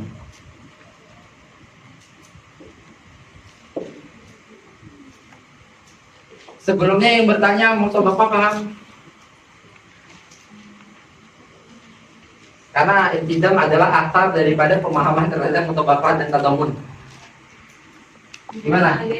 Hah? Oke. Sebelum ini kita ngebahas tentang lafaz. Sebenarnya dalalah ini adalah penyampaian lafaz dan yang dihendaki adalah makna.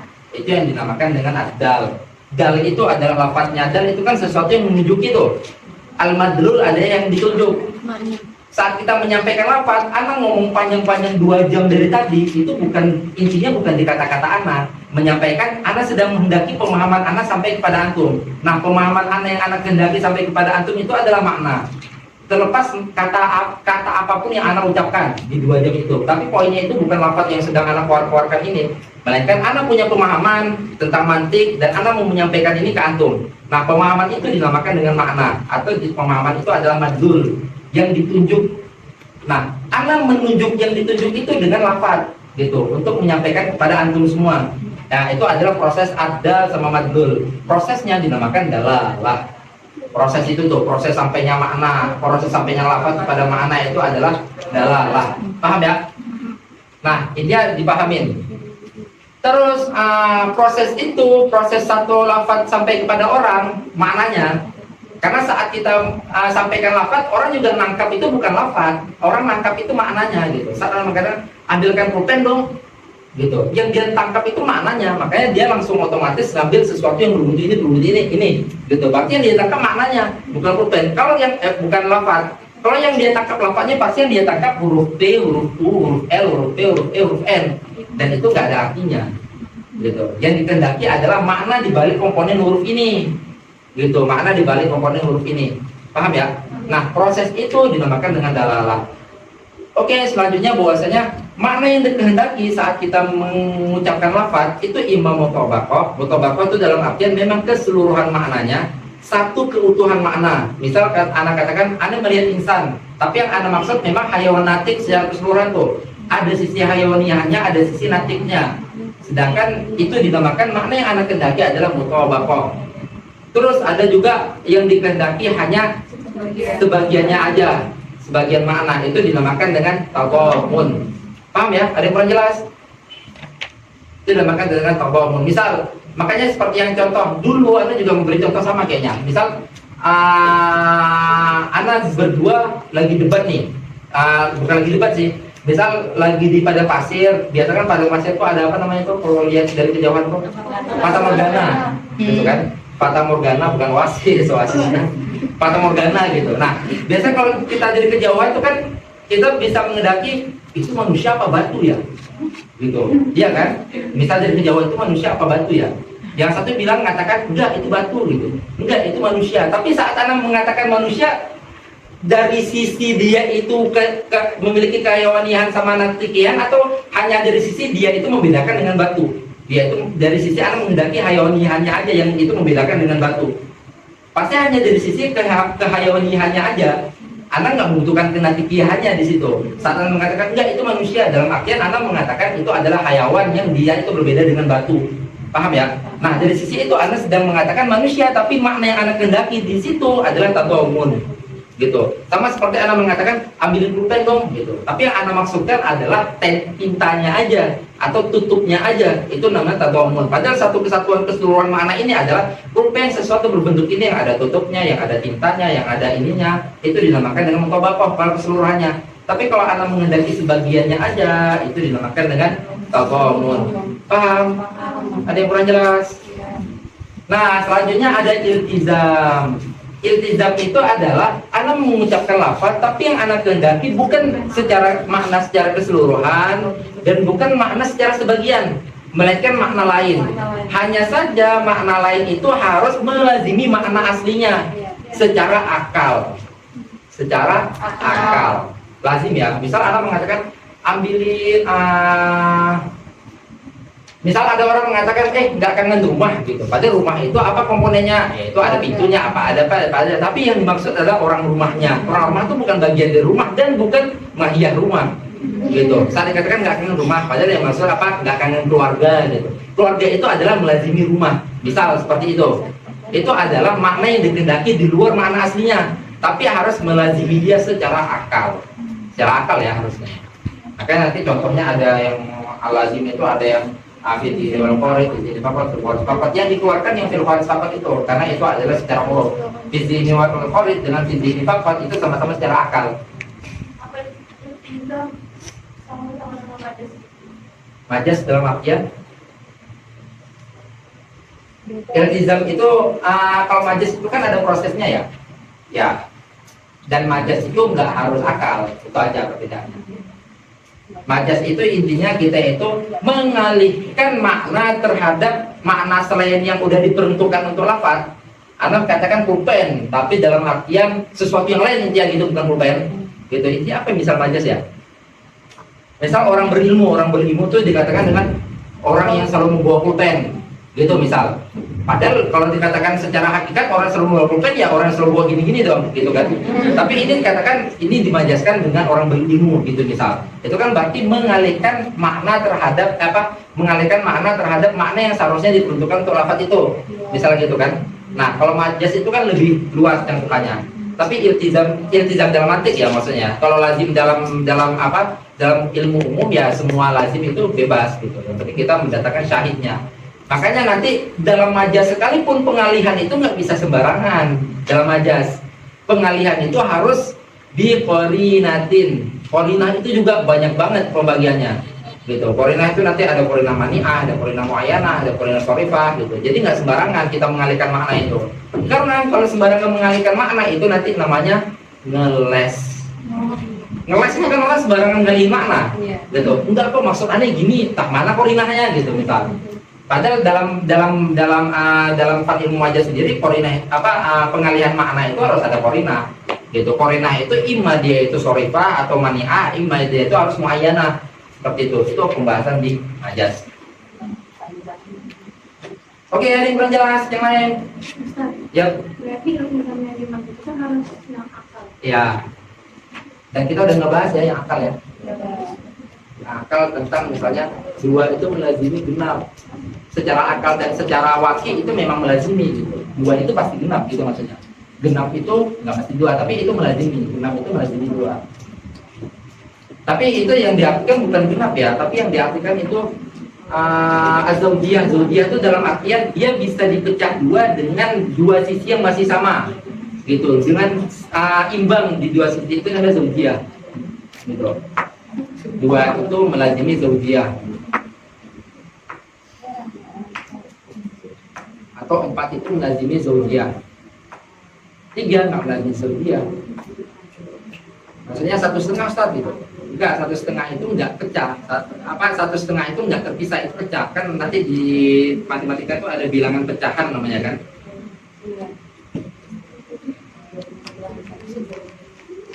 Yap. Oh iya, itu karena nggak ada lipatan ya. Padahal itu penting banget, asli. Apalagi nisbah baina kuliah ini. Apalagi nanti kalian perjalanannya saat diakses sama di shackle. Inti shackle itu ada 64 Zorab itu ada 64 bentuk ya. Shackle itu ada 4 bentuk, 4 shackle. Nah, inti shackle itu kenapa Zorab ini yang muntis ini, atau kenapa shackle ini yang muntis ini aja? Kenapa syaratnya ini aja? Sejatinya itu syarat itu hanyalah komponen yang udah disusun gitu. Tapi yang membuat itu muntis bukan itu padahal. Tapi semua kemungkinan yang ada, itu ribuan kemungkinan itu. Semua kemungkinan yang ada setelah berkumpul, ini loh yang pasti, ini yang pasti, ini yang pasti, ini yang pasti. Nah, dari mana kita mengetahui semua kemungkinan yang ada? Itu di nisbah baina kuliah ini. Nanti antum kalau misal mendalami lagi tentang itu, antum akan menemukan pembahasan nisbah baina kuliah ini itu adalah yang sangat fundamental dalam mantik. Itu pembahasan nisbah. Mungkin kalau di awal-awal kita cuma sekedar tahu aja, wah kalau misalnya semua ini pasti ini, enggak semua ini pasti ini, itu semua khusus mutlak. Kalau semua ini bisa ini, semua ini itu, semua jenis gitu aja. Tapi sejatinya itu sangat penting gitu. Saat kita udah benar-benar masuk mengotak-ngatik pembahasannya gitu. Nisbah baina kuliah ini enaknya gambarnya gini-gini pasti. Ini yang pertama, terus ini, terus ini 2 kali ya, terus ya dari ini aja udah paham semua kan? Iya. Ini umum khusus mutlak. Ima ini lebih umum dari A lebih umum dari B, atau B lebih umum dari A gitu. Ini umum khusus mutlak. Semua A adalah B, semua B adalah semua A adalah B, enggak semua B adalah A. Ini umum mutlak, ini A, ini B, ini yang besarnya. Tapi semua A adalah B, enggak semua B adalah A, atau sebagian B adalah A. Ini kan kita ngebahas nisbah ini kan agar kita mengetahui penghukuman. Saat Anda mengatakan semua pulpen hitam, misal seperti itu, semua pulpen hitam. Kebalikannya, apakah semua hitam itu pulpen? Itu dulu. Enggak. Nah, itu adalah fungsi kita mengetahui nisbah. Makanya di AKAS berasa banget pembahasan nisbah ini. Kalau kita ngotak-ngatik rumus AKAS ya, kita menemukan pembahasan nisbah ini penting banget. Tapi kalau kita hanya terima jadi dengan rumus AKAS, ya udah, nggak ada. Kita nggak tahu fungsinya ini apa nanti. Begitu juga shackle. Kalau kita ngotak-ngatik pembahasan shackle, itu kita menemukan lagi-lagi nisbah baina kuliah ini memang kuncinya. Gitu. Makanya kalau misal di kitab-kitab selanjutnya hatta dibahas misalnya semua A adalah B dan apakah semua B adalah C, apakah semua B adalah A, dibahas bahwa sampai kebalikan misalnya kalau semua A adalah B, ini adalah, dan tidak semua B adalah C, ini adalah umum khusus mutlak. Kebalikannya, maksudnya nakitnya selain A sama selain B itu kalau di kitab yang lebih tinggi hatta dibahas nakitnya, tapi di bawah ini dibahas ininya aja. Sejatinya ini di matan nggak ada dan di syarah juga nggak ada. Tapi untuk kalian benar-benar bisa memahami AKAS ke depannya atau memahami shackle, itu yang paling inti dalam mantik, itu harus memahami. Ini umum khusus mutlak. Paham ya semua ya? Ini berarti ada sebagian A yang B dan ada sebagian lain yang bukan B. Begitu juga si B. Ada sebagian B yang A, ada sebagian lain yang bukan A. Ini namanya umum khusus min wajihin. Si A memiliki keumuman dan memiliki kekhususan di satu sisi. Dia memiliki keumuman dalam artian yang bukan B. Dan dia memiliki kekhususan dia memiliki kekhususan yang itu adalah B juga. Gitu, begitu juga si B, maka dinamakan umum wa khusus min wajihin. Kalau yang ini umum wa khususnya mutlak, si B lebih umum secara mutlak, si A lebih khusus secara mutlak, makanya umum wa khusus mutlak. Ini umum wa khusus min wajhin. Ini tasawi yang dalam artian semua afrod A huwa dengan semua afrod B, dinamakan dengan tasawi. Kalau ini tabayun, nggak ada satupun afrod A yang itu adalah afrod B. Kenapa Anda katakan A dan B? Karena mantik itu terlepas apapun A dan terlepas apapun B. Makanya sejatinya nanti saat Anda membahas akes atau membahas tanakut atau membahas syakal yang paling inti, itu dia nggak bisa dicontohkan. Dalam artian kita hanya mengatakan kalau semua A adalah B dan semua B adalah C, maka semua A adalah C. Gitu. Terlepas apapun afrodnya. Gitu. Gitu ya. Jadi nggak bisa dicontohkan, aslinya seperti itu. Afrod nanti. Seperti Ana mengatakan, seperti Ana mendatangkan tasawi. Makanya ada kata-kata musawi nakid, masih ingat nggak? Itu di pertemuan pertama kayaknya. Musawi nakid. Dalam artian misalnya ada dua kata yang sama-sama wujudi dan dia itu secara arti nakid. Dalam artian hidup dan mati misal. Hidup dan mati al-hayy sama al-maut. Nggak ada dua kemungkinan ketiga, nggak ada. Kalau misalnya nggak hayy itu maut, kalau nggak maut itu hayy. Paham ya? Nah, nanti kita katakan kenapa dinamakan dengan musawi nakid? Karena afrod hayy dia huwa dengan afrod la maut. Paham ya? Afrod hayy dan afrod la maut ini 100% sama. Makanya dinamakan musawi. Musawi dengan nakidnya maut. Nakidnya maut apa? La maut. Nakidnya hayy? La hayy. Nah, afrod nakidnya maut, la maut, dan hayy ini adalah tasawi dengan afrodnya la maut. Makanya dinamakan tasawi. Tasawi dalam artian afrod ya. Keseluruhan afrod hayy ya itu sama dengan keseluruhan afrod la maut. Paham ya? Nah, ini adalah bentuk tasawi. Gitu.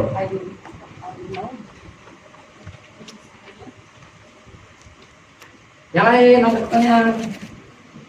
Kenapa Anda memungkinkan pertemuannya itu 3 atau 4? Dikarenakan Anda memasang kemungkinan murojaahnya itu 2 hari. Ini aja kita baru sampai full. Sedangkan di depannya masih ada inti dari tasawur, yaitu tarif.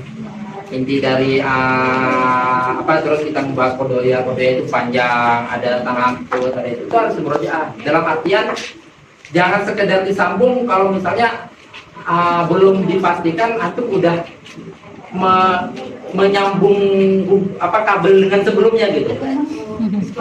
Makanya anak memasang kemungkinan 2 hari untuk murojaah.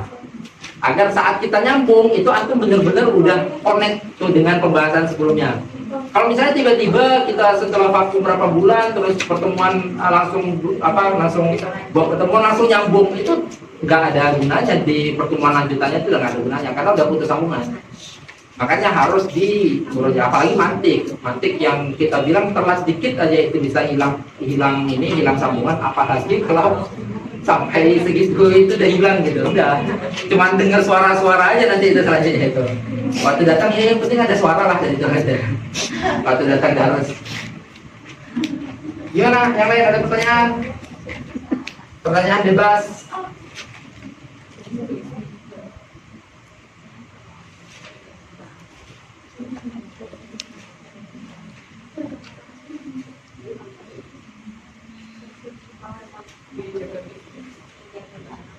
Tadi yang alkohol sama alkuliah nyambung ya semua ya.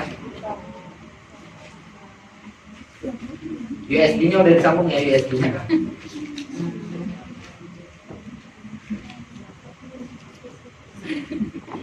Yang alkohol sama alkuliah. Kalau udah kita lanjut yang tarif. Setelah kita selesai membahas al-kulliyah al-khams yang dimana dia itu merupakan komponen daripada ta'rif, lagi-lagi kita diselingi tentang lafaz, diselingi pembahasan tentang lafaz karena dipastikan karena diakidkan pemahaman kita bahwasanya kulliyah al-khams kelima kulli itu yang menjadi komponen ta'rif, kelima-limanya itu adalah lafaz. Makanya pemahaman kita terhadap lafaz harus kuat banget. Kita jangan sampai tercampur aduk lafaz gitu. Maka sampai dibahas tentang nisbah alfaz kepada maknanya gitu. Jadi biar agar tidak tercampur aduk lafaznya, sebatul alfaz. Lalu disampaikan juga pembahasan al-kul sama al-kulliyah dalam artian saat kita menghukumi sesuatu itu ada rumusnya gitu. Kita katakan semua, apakah semua maksudnya kena semua atau semua secara global gitu ya. Baru setelah itu kita ngebahas inti daripada pembahasan tasawurat atau dikatakan dengan maqasidut tasawurat, yaitu ta'rif. Mu'arrifun ala thalathatin qusim. Berarti ta'rif itu mu'arrifnya ditarifkan. Jadi namanya itu bisa al-had, bisa at-ta'rif, bisa al-mu'arrif, bisa Qaulun syarif. al-qaulu asy-syarif. Nanti sesuatu yang ditarifkan itu dinamakan dengan mu'arraf atau an-naw-nya itu. An-naw itu kan yang ditarifkan itu an-naw.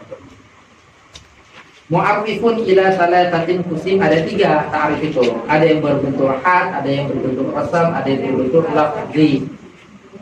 Ada yang berbentuk lafzi. Nah, jadi mendefinisikan sesuatu itu ada 3 tujuan. Dalam artian yang pertama kita mengungkapkan mahiyah sesuatu atau mengungkapkan hakikat sesuatu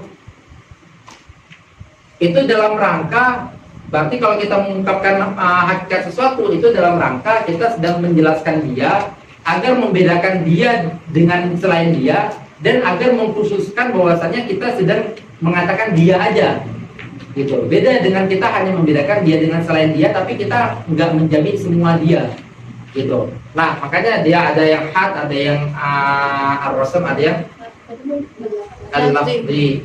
Nah, al-had itu adalah mengungkapkan sesuatu dengan al-kin. Al-kinhi itu maksudnya memang secara hakikatnya itu kita munculkan gitu. Sehingga kita memang mengerucut ke dia aja. Enggak sekedar membedakan antara dia sama selain dia gitu. Nanti kalau hanya sekedar membedakan antara dia sama selain dia, itu kita sedang nggak menjelaskan hakikat. Itu kita hanya sekedar mentarifkan sesuatu agar membedakan antara dia sama selain dia. Gitu. Itu dinamakan dengan ta'rif bil rasam. Bahkan nanti ta'rif bil had itu dia menggunakan zatiyatnya, yaitu menggunakan jin sama fasalnya atau fasalnya aja. Terlepas itu yang tam atau yang nafis. Rasam itu hanya tujuannya membedakan antara A sama B, tidak mengungkapkan hakikatnya B. Lafzi, nah lafzi ini dia tidak mengungkapkan mahiyah dan tidak membedakan antara mahiyah A sama B, tapi dia memunculkan mahiyah yang udah ada dalam diri kita dengan mendatangkan lafaz yang lain. Saat dikatakan misal orang di Indonesia nggak tahu al-qalam itu apa, tapi mereka udah tahu definisi, maksudnya makna kolam itu apa gitu. Lalu kita katakan pulpen, baru tahu. Nah itu berarti kita mendatangkan mahiyah yang udah ada dalam diri mereka, gitu. Makanya ta'arif ada 3, terus fal haddu lil jinsi wa faslin wa qa'ahad. Kalau diitlakan itu berarti yang dimaksud adalah at-tam. Had kalau diitlakan maksudnya. Had kalau dia dikatakan ini adalah ta'rif bil had, nggak dijelaskan tam atau nakis. Tapi kalau cuma diitlakan had doang, itu yang dimaksud adalah tam. Seperti tadi nih yang pembahasan tentang arad. Arad kalau diitlakan yang dimaksud adalah yang am. Padahal arad ada 2, arad am sama khas. Tapi kalau disebut arad doang, itu diitlakan berarti yang dimaksud adalah yang am. Begitu juga had. Had kalau diitlakan berarti yang dimaksud adalah at-tam. Nah, makanya dikatakan fal haddu, alif lam dalam had itu adalah alif lam lil ahdi. Kita udah ketahui bahwasanya dimaksud had di sini adalah yang tam. Fal haddu bil jinsi wa faslin. Jinsun sama faslun itu apanya? Itu adalah zatiyatnya sesuatu, sehingga kalau dikumpulkan dengan seluruh zatiyatnya itu menjadi had yang tam. Fal haddu bil jinsi wa faslin.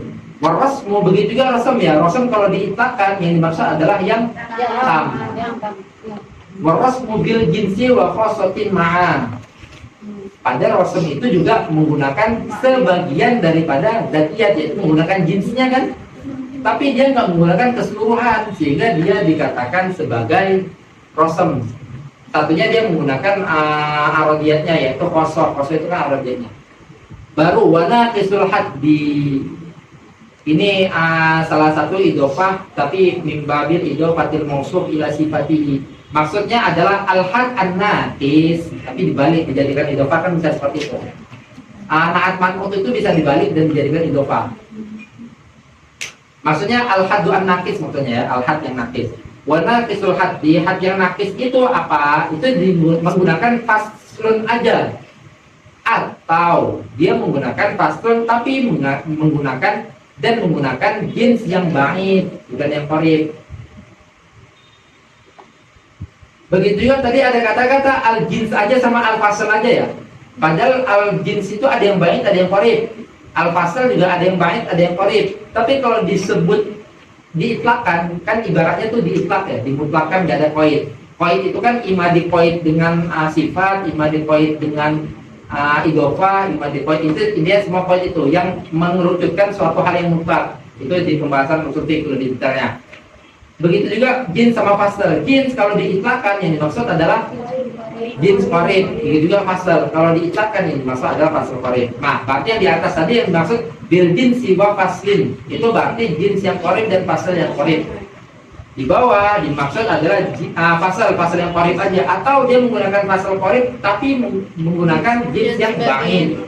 Maka dipasang qaidnya jinsin ba'idin la qarib. Yang rostam yang nakis itu udah, nah ini kan tabelkan kan di catatannya. Rostam yang nakis itu adalah yang kos aja. Kos juga kalau dia sendiri adalah ya kos aja, kos nanti terlepas dia itu yang baik yang qarib kembali ke ininya. Menggunakan kos aja atau dia memakai jins yang ba'id. Jins yang ba'id maksudnya sama kos ya, bukan jins ba'id sendiri. Kos plus jins ba'id. Baru dibahas tentang ta'rif bilafzi, yaitu ta'rif yang menggunakan lafaz yang lebih masyhur.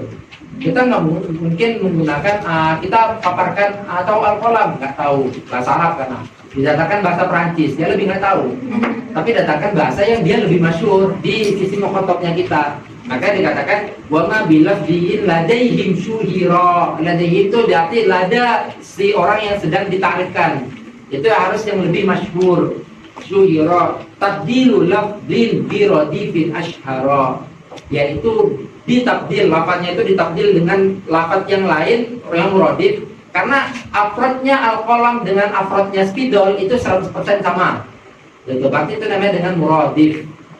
Nah, tabdil lafzin bi radifin ashhara harus yang lebih ashhur, harus yang lebih masyhur. Baru ini syarat-syaratnya. Syarat-syaratnya itu udah ada poin-poin juga kalau nggak salah. Wasyatu kullin, pakainya al-kullin, yang dimana tanwinnya itu adalah tanwin iwad, anil.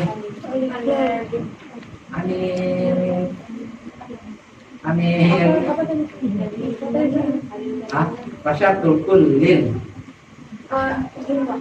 aneh kalimat yang masuk kepada tanwin iwad juga apa? In langina ya, terlepas nanti indah izin atau apapun untuk mata izin, tapi ya harus in. Nah itu pembahasan di tanwin. Wasyartu kullin maksudnya wasyartu kullu haddin wa kullu rasmin wa kullu lafziyin gitu. Nah syaratnya apa? Ini ayyura mutarida munakisan. Mutarid munakis itu dalam artian yaitu jami' mani'. Jami' dan mani'. Terus harus zahir la'at. Zahir itu harus lebih adhar, tidak boleh lebih abad, lebih jauh maknanya. Zahir la'at. Wala musawiyan. Wala musawiyan itu ada nggak di catatannya? Apa? Musawiyan bil khafa. Aywa. Itu dua ya. Wala musawiyan bil khafa wa fid dhahar maksudnya. Dalam artian nggak boleh sama-sama nggak jelas, nggak boleh sama-sama jelas. Sama-sama jelas dalam artian apa? Sama-sama jelas itu berarti nggak ada yang sedang ditarifkan. Misal, antum tahu spidol itu apa? Tahu ya? Kalau anda tarifin nggak? Enggak kan? Nah itu berarti musawiyan fil dhahar atau fil dalam kejelasannya itu antara spidol dengan tarifnya spidol itu sama-sama jelas bagi antum, sehingga itu nggak perlu ditarifkan. Itu yang dinamakan musawiyan fil dhahar atau dalam bihaknya, dalam kejelasannya. Begitu juga apalagi fil khafa, sama-sama jelas saja nggak perlu ditarifkan, apalagi fil khafa gitu, sama-sama nggak jelas. Kita itu mentarifkan adalah untuk menjelaskan sesuatu yang nggak jelas, bukan makin tidak menjelaskan sesuatu yang nggak jelas. Wala musawiyan, maksudnya musawiyan fil khafa wa fil adharnya, fil adharnya. Wala tajawuza itu maksudnya yang menggunakan majaz, tajawuz. Tapi majaz yang seperti apa? Majaz yang tidak ada qarinah. Ini qarinahnya ada ininya nih, qarinah yang masuk adalah qarinah as-sharifah atau al-mani'ah. Tidak harus muayyanah. Bihatul riza yang ketiga itu tanpa qarinah. Terus wala bima yudra bimahdudin wala, ini maksudnya nggak boleh daur. Wala bima yudra bimahdudin, itu nggak boleh daur. Daur dalam artian nggak boleh kita untuk mengetahui yang ditarif tarif, dia itu harus kita mengetahui sesuatu yang ditarifkan, itu nggak boleh.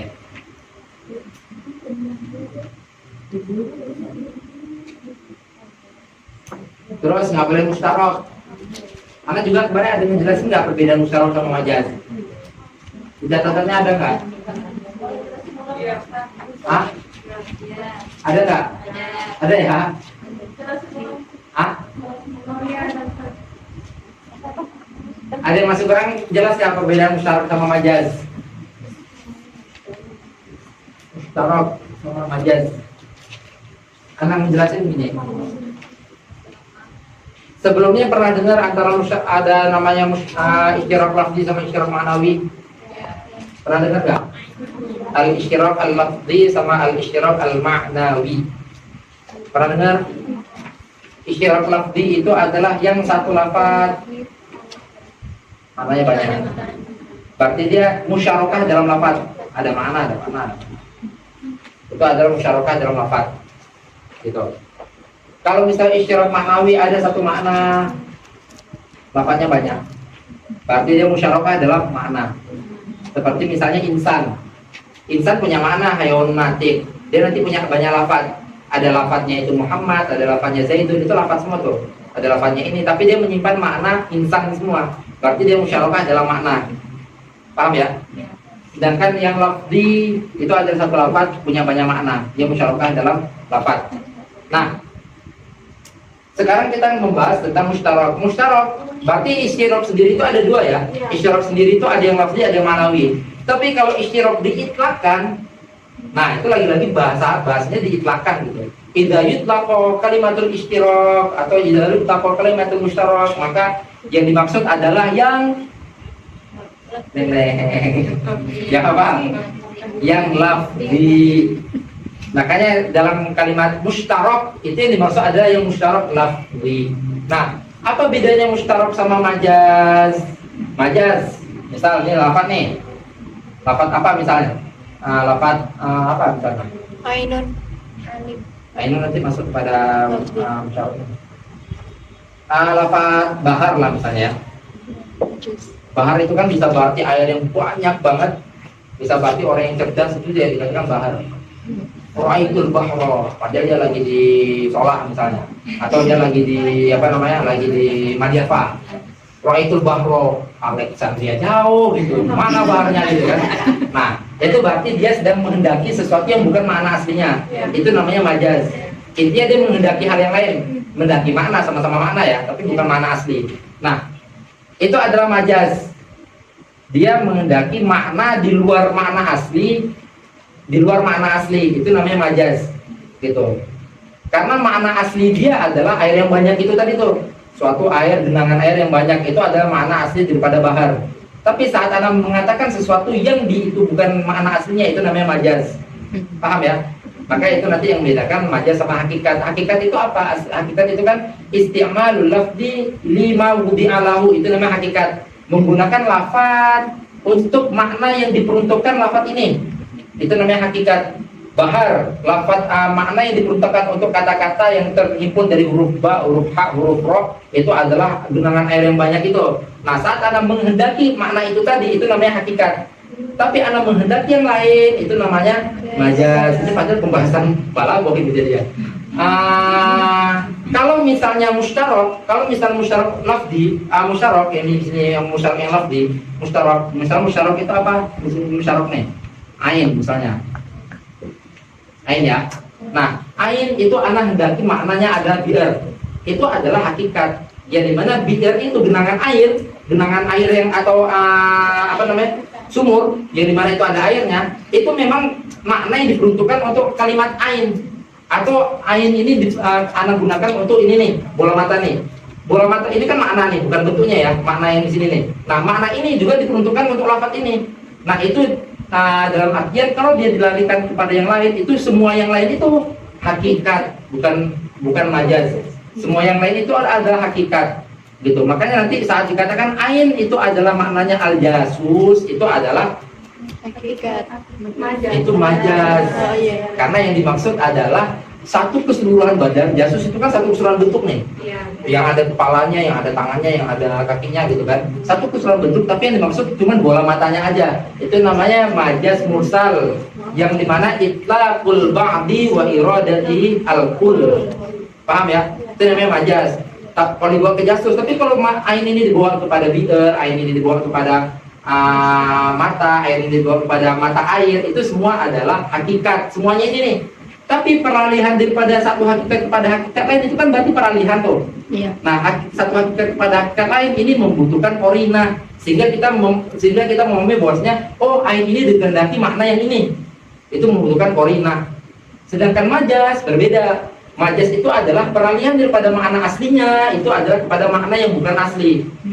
Makanya itu dinamakan dengan majaz. Tujuh bisa itu kan yang melampaui makna hakikat. Tajawaza itu kan artinya melewati itu. Iya. Jawaza itu kan artinya melewati itu. Nah, makanya dalam artinya dia melewati makna aslinya. Makanya dinamakan dengan majaz. Paham ya perbedaan antara majaz sama hakikat ya? Sama musyarak ya? Nah, tadi anak tentang musyarak jadi sama manawi itu hanya mukadimah aja untuk memahami ini. Karena musyarak kalau diitlakkan yang dimaksud adalah musyarak lafzi. Pemahaman itu kan sebenarnya pemahaman dalam ini ya, pemahaman dalam ilmu ma'ani dalam balaghah. Ini pemahaman ini sangat penting kalau antum nanti mendalami usul fikih. Nanti di usul fikih itu memang udah main sebut-sebut aja, menganggap kita udah paham semua ilmu sebelumnya itu. Jadi waqala mustarak, waqala kada, udah gitu-gitu aja mainnya tuh. Nggak tahu kita nih ngomongin apa gitu. Yang lain ada yang kurang jelas. Itu perbedaan antara musyarak sama majaz. Pembahasan lebih detailnya itu ada dalam balaghah, dalam fan ilmu Ma'ani. bukan dalam fan ilmu bayan. Kalau ma'ani itu membahas tentang mana-mana apa. Kalau takdim wa takhir jam mendaki mana apa. Kalau dikehendaki ini mana apa itu ma'ani. Makanya nama ma'ani. Kalau ini masuk pada bayan. Saat kita membahas majaz, hakikat, isti'arah, kinayah, itu semua pada bayan. Tadi sampai wala bima yudra bimahmudi itu maksudnya mustarak. Mustarak itu maksudnya kita nggak boleh mengetahui ta'rif yang dimana itu membutuhkan maklumat dalam mu'arraf. Misal Anda mendefinisikan pulpen. Pulpen itu, misal Anda mendefinisikan pulpen nih. Pulpen itu yang di dalamnya ada, atau pulpen itu adalah sesuatu yang menggunakan tutup pulpen. Paham nggak? Anda mendefinisikan pulpen. Pulpen kan bener kan menggunakan tutup pulpen nih. Atau spidol. Spidol kan menggunakan tutup spidol. Iya. Nah, Anda mendefinisikan spidol dengan kata-kata spidol adalah sesuatu yang menggunakan tutup spidol. Padahal spidol aja Anda nggak tahu. Ditarik pada kata-kata spidol. Yang dimana untuk mengetahuinya Anda membutuhkan ini dong jadinya. Tapi Anda dalam rangka sedang mencari tahu ini. Jadi kan muter tuh. Ada sesuatu dalam ta'rif yang dimana dia harus diketahui dalam mu'arraf atau dalam mahdud. Ini ini adalah had yang ditarifkan, ini namanya mahdud. Makanya wala bima yudro nggak boleh diketahui oleh sesuatu yang di mahdud. Ada yang kurang jelas nggak? Ada yang kurang jelas? Atau ada yang jelas nggak? Tarifnya ini, misal bilang apa? Sesuatu yang menggunakan tutup pulpen.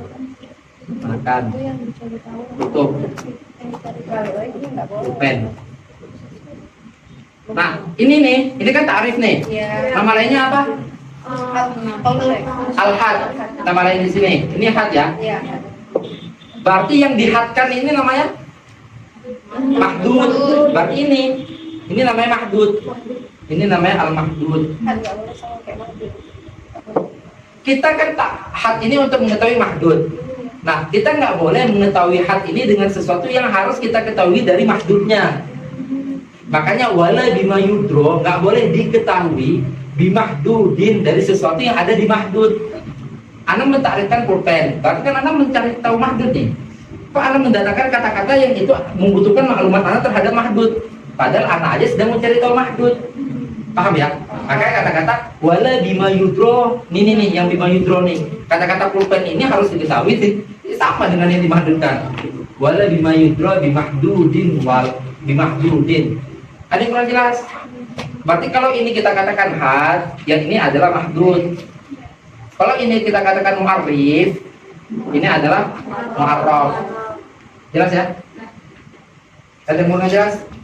Itu yang dimaksud dengan wala bima yudro. Karena kalau kayak ini nanti daur. Anda mengatakan pulpen adalah sesuatu yang menggunakan tutup pulpen. Terus tutup pulpen itu apa? Ya ini pulpen. Ya pulpen apa? Sesuatu mutar aja terus nanti daur itu nanti. Karena dalam ta'rif ada yang membutuhkan mu'arraf dan dalam mu'arraf ada yang membutuhkan ta'rif, mutar menjadinya. Itu yang dinamakan menghasilkan daur. Terus selanjutnya dikatakan wala mustarokin bina qarinatil khala. Nggak boleh ada mustarok. Ini yang mustarok tadi ini bentuk mustarok nih beda ya dengan majas ya. Bentuk mustarok tapi yang nggak ada qarinahnya. Mustarok walaupun peralihan pada makna lain dan itu sama-sama hakiki, tapi tetap membutuhkan qarinah. Saat Anda mengatakan saya mengambil air di ain misal, itu kan salah satu qarinah bahwasanya ain yang dimaksud adalah sumur, gitu kan? Atau saya katakan ain saya sakit misalnya, itu juga qarinah, nggak mungkin yang dimaksud sumurnya itu kan, gitu. Apaan yang sakit gitu. Nah itu adalah qarinah. Ya itu membutuhkan itu saat kita menghendaki makna istirok atau makna mustarok. Tapi sebelumnya harus tahu dulu beda antara mustarok sama majaz. Karena kalau nggak tahu bedanya, kita nggak tahu apa bedanya dengan syarat yang di atas. Sama-sama harus ada qarinah, beda. Qarinah antara mustarok dengan qarinah sama majaz itu beda. Gitu. Paham ya di sini ya? Mustarok terus wa indahu min jumlatil mardudi. Ini sudah kita bahas atas kamu yang dalam artian dia memiliki akar yang sama dengan ini, sama-sama menciptakan daur nanti jadinya. Pembahasan lebih detailnya nanti di yang berbeda. Baru nggak boleh ada au. Au itu nanti ada aul taksim, ada aul syak. Yang pertama ada aul taksim, ada aul tasydid, gitu. Yang nggak boleh ada au itu ada di dalam yang had, sedangkan yang dalam rasul itu boleh ada au, tapi aunya adalah aul taksim. Kalau aul tasydid itu nggak boleh, karena ta'rif itu adalah untuk meyakinkan kita seorang agar mengetahui sesuatu. Nggak boleh kita meyakinkan tapi kok malah meragukan, gitu. Ya dia nanti jadinya nggak tahu sesuatu itu yang dia tadi nggak tahu. Oke, habis itu murojaah kita.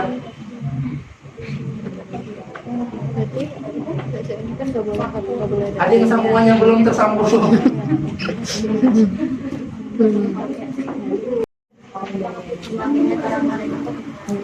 Masih walaupun di kalangan apa ini tarifnya masih gampang. Bahasa Indonesia. Oh, bisa nana ilmu mancing. Ya, boleh. Itu kalau misalnya kalian mau mengetahui makna dekat nggak apa-apa. Tapi kalau kalian sebelumnya nggak tahu apa-apa terus baca itu ya kalian jadi gimana sendiri. Intinya kita harus tahu makna dasarnya dulu. Ya, kalian harus tahu ya minimal tahu konsep mantik secara umum. Kalian tahu bahwasanya mantik ilmu kayak gini, konsepnya kayak gini, arahnya ke sini. Baca itu membantu banget. Membantu dalam artian kita nanti saat di Indonesia, misalnya kita walaupun di Indonesia tuh di beberapa daerah memang ilmu mantik itu enggak ini ya, nggak dibahas. Nggak dibahas gitu. Misal kita di Indonesia atau misal seperti Ana nih yang membahasakan kepada kalian tuh Ana membutuhkan mufradat pendekatan. Nah untuk mengetahui itu tuh buku itu sangat membantu. Mufradatnya ilmiah banget di sini. Karena kan mantik sejatinya itu kan ilmu ilmu logika dan itu ilmu yang udah diterjemahkan ke bahasa Inggris. Nah bahasa ilmiah kita itu nggak jauh-jauh beda dengan bahasa Inggris. Gitu. Seperti misalnya analogi, seperti misalnya observasi, itu kan dari bahasa Inggris semua yang diserap aja ke dalam bahasa Indonesia. Nah itu buku itu sangat juga banyak wawasan, dia luas lah wawasannya gitu. Oke, sampai situ. Sebelum kita tutup ada yang ingin bertanya?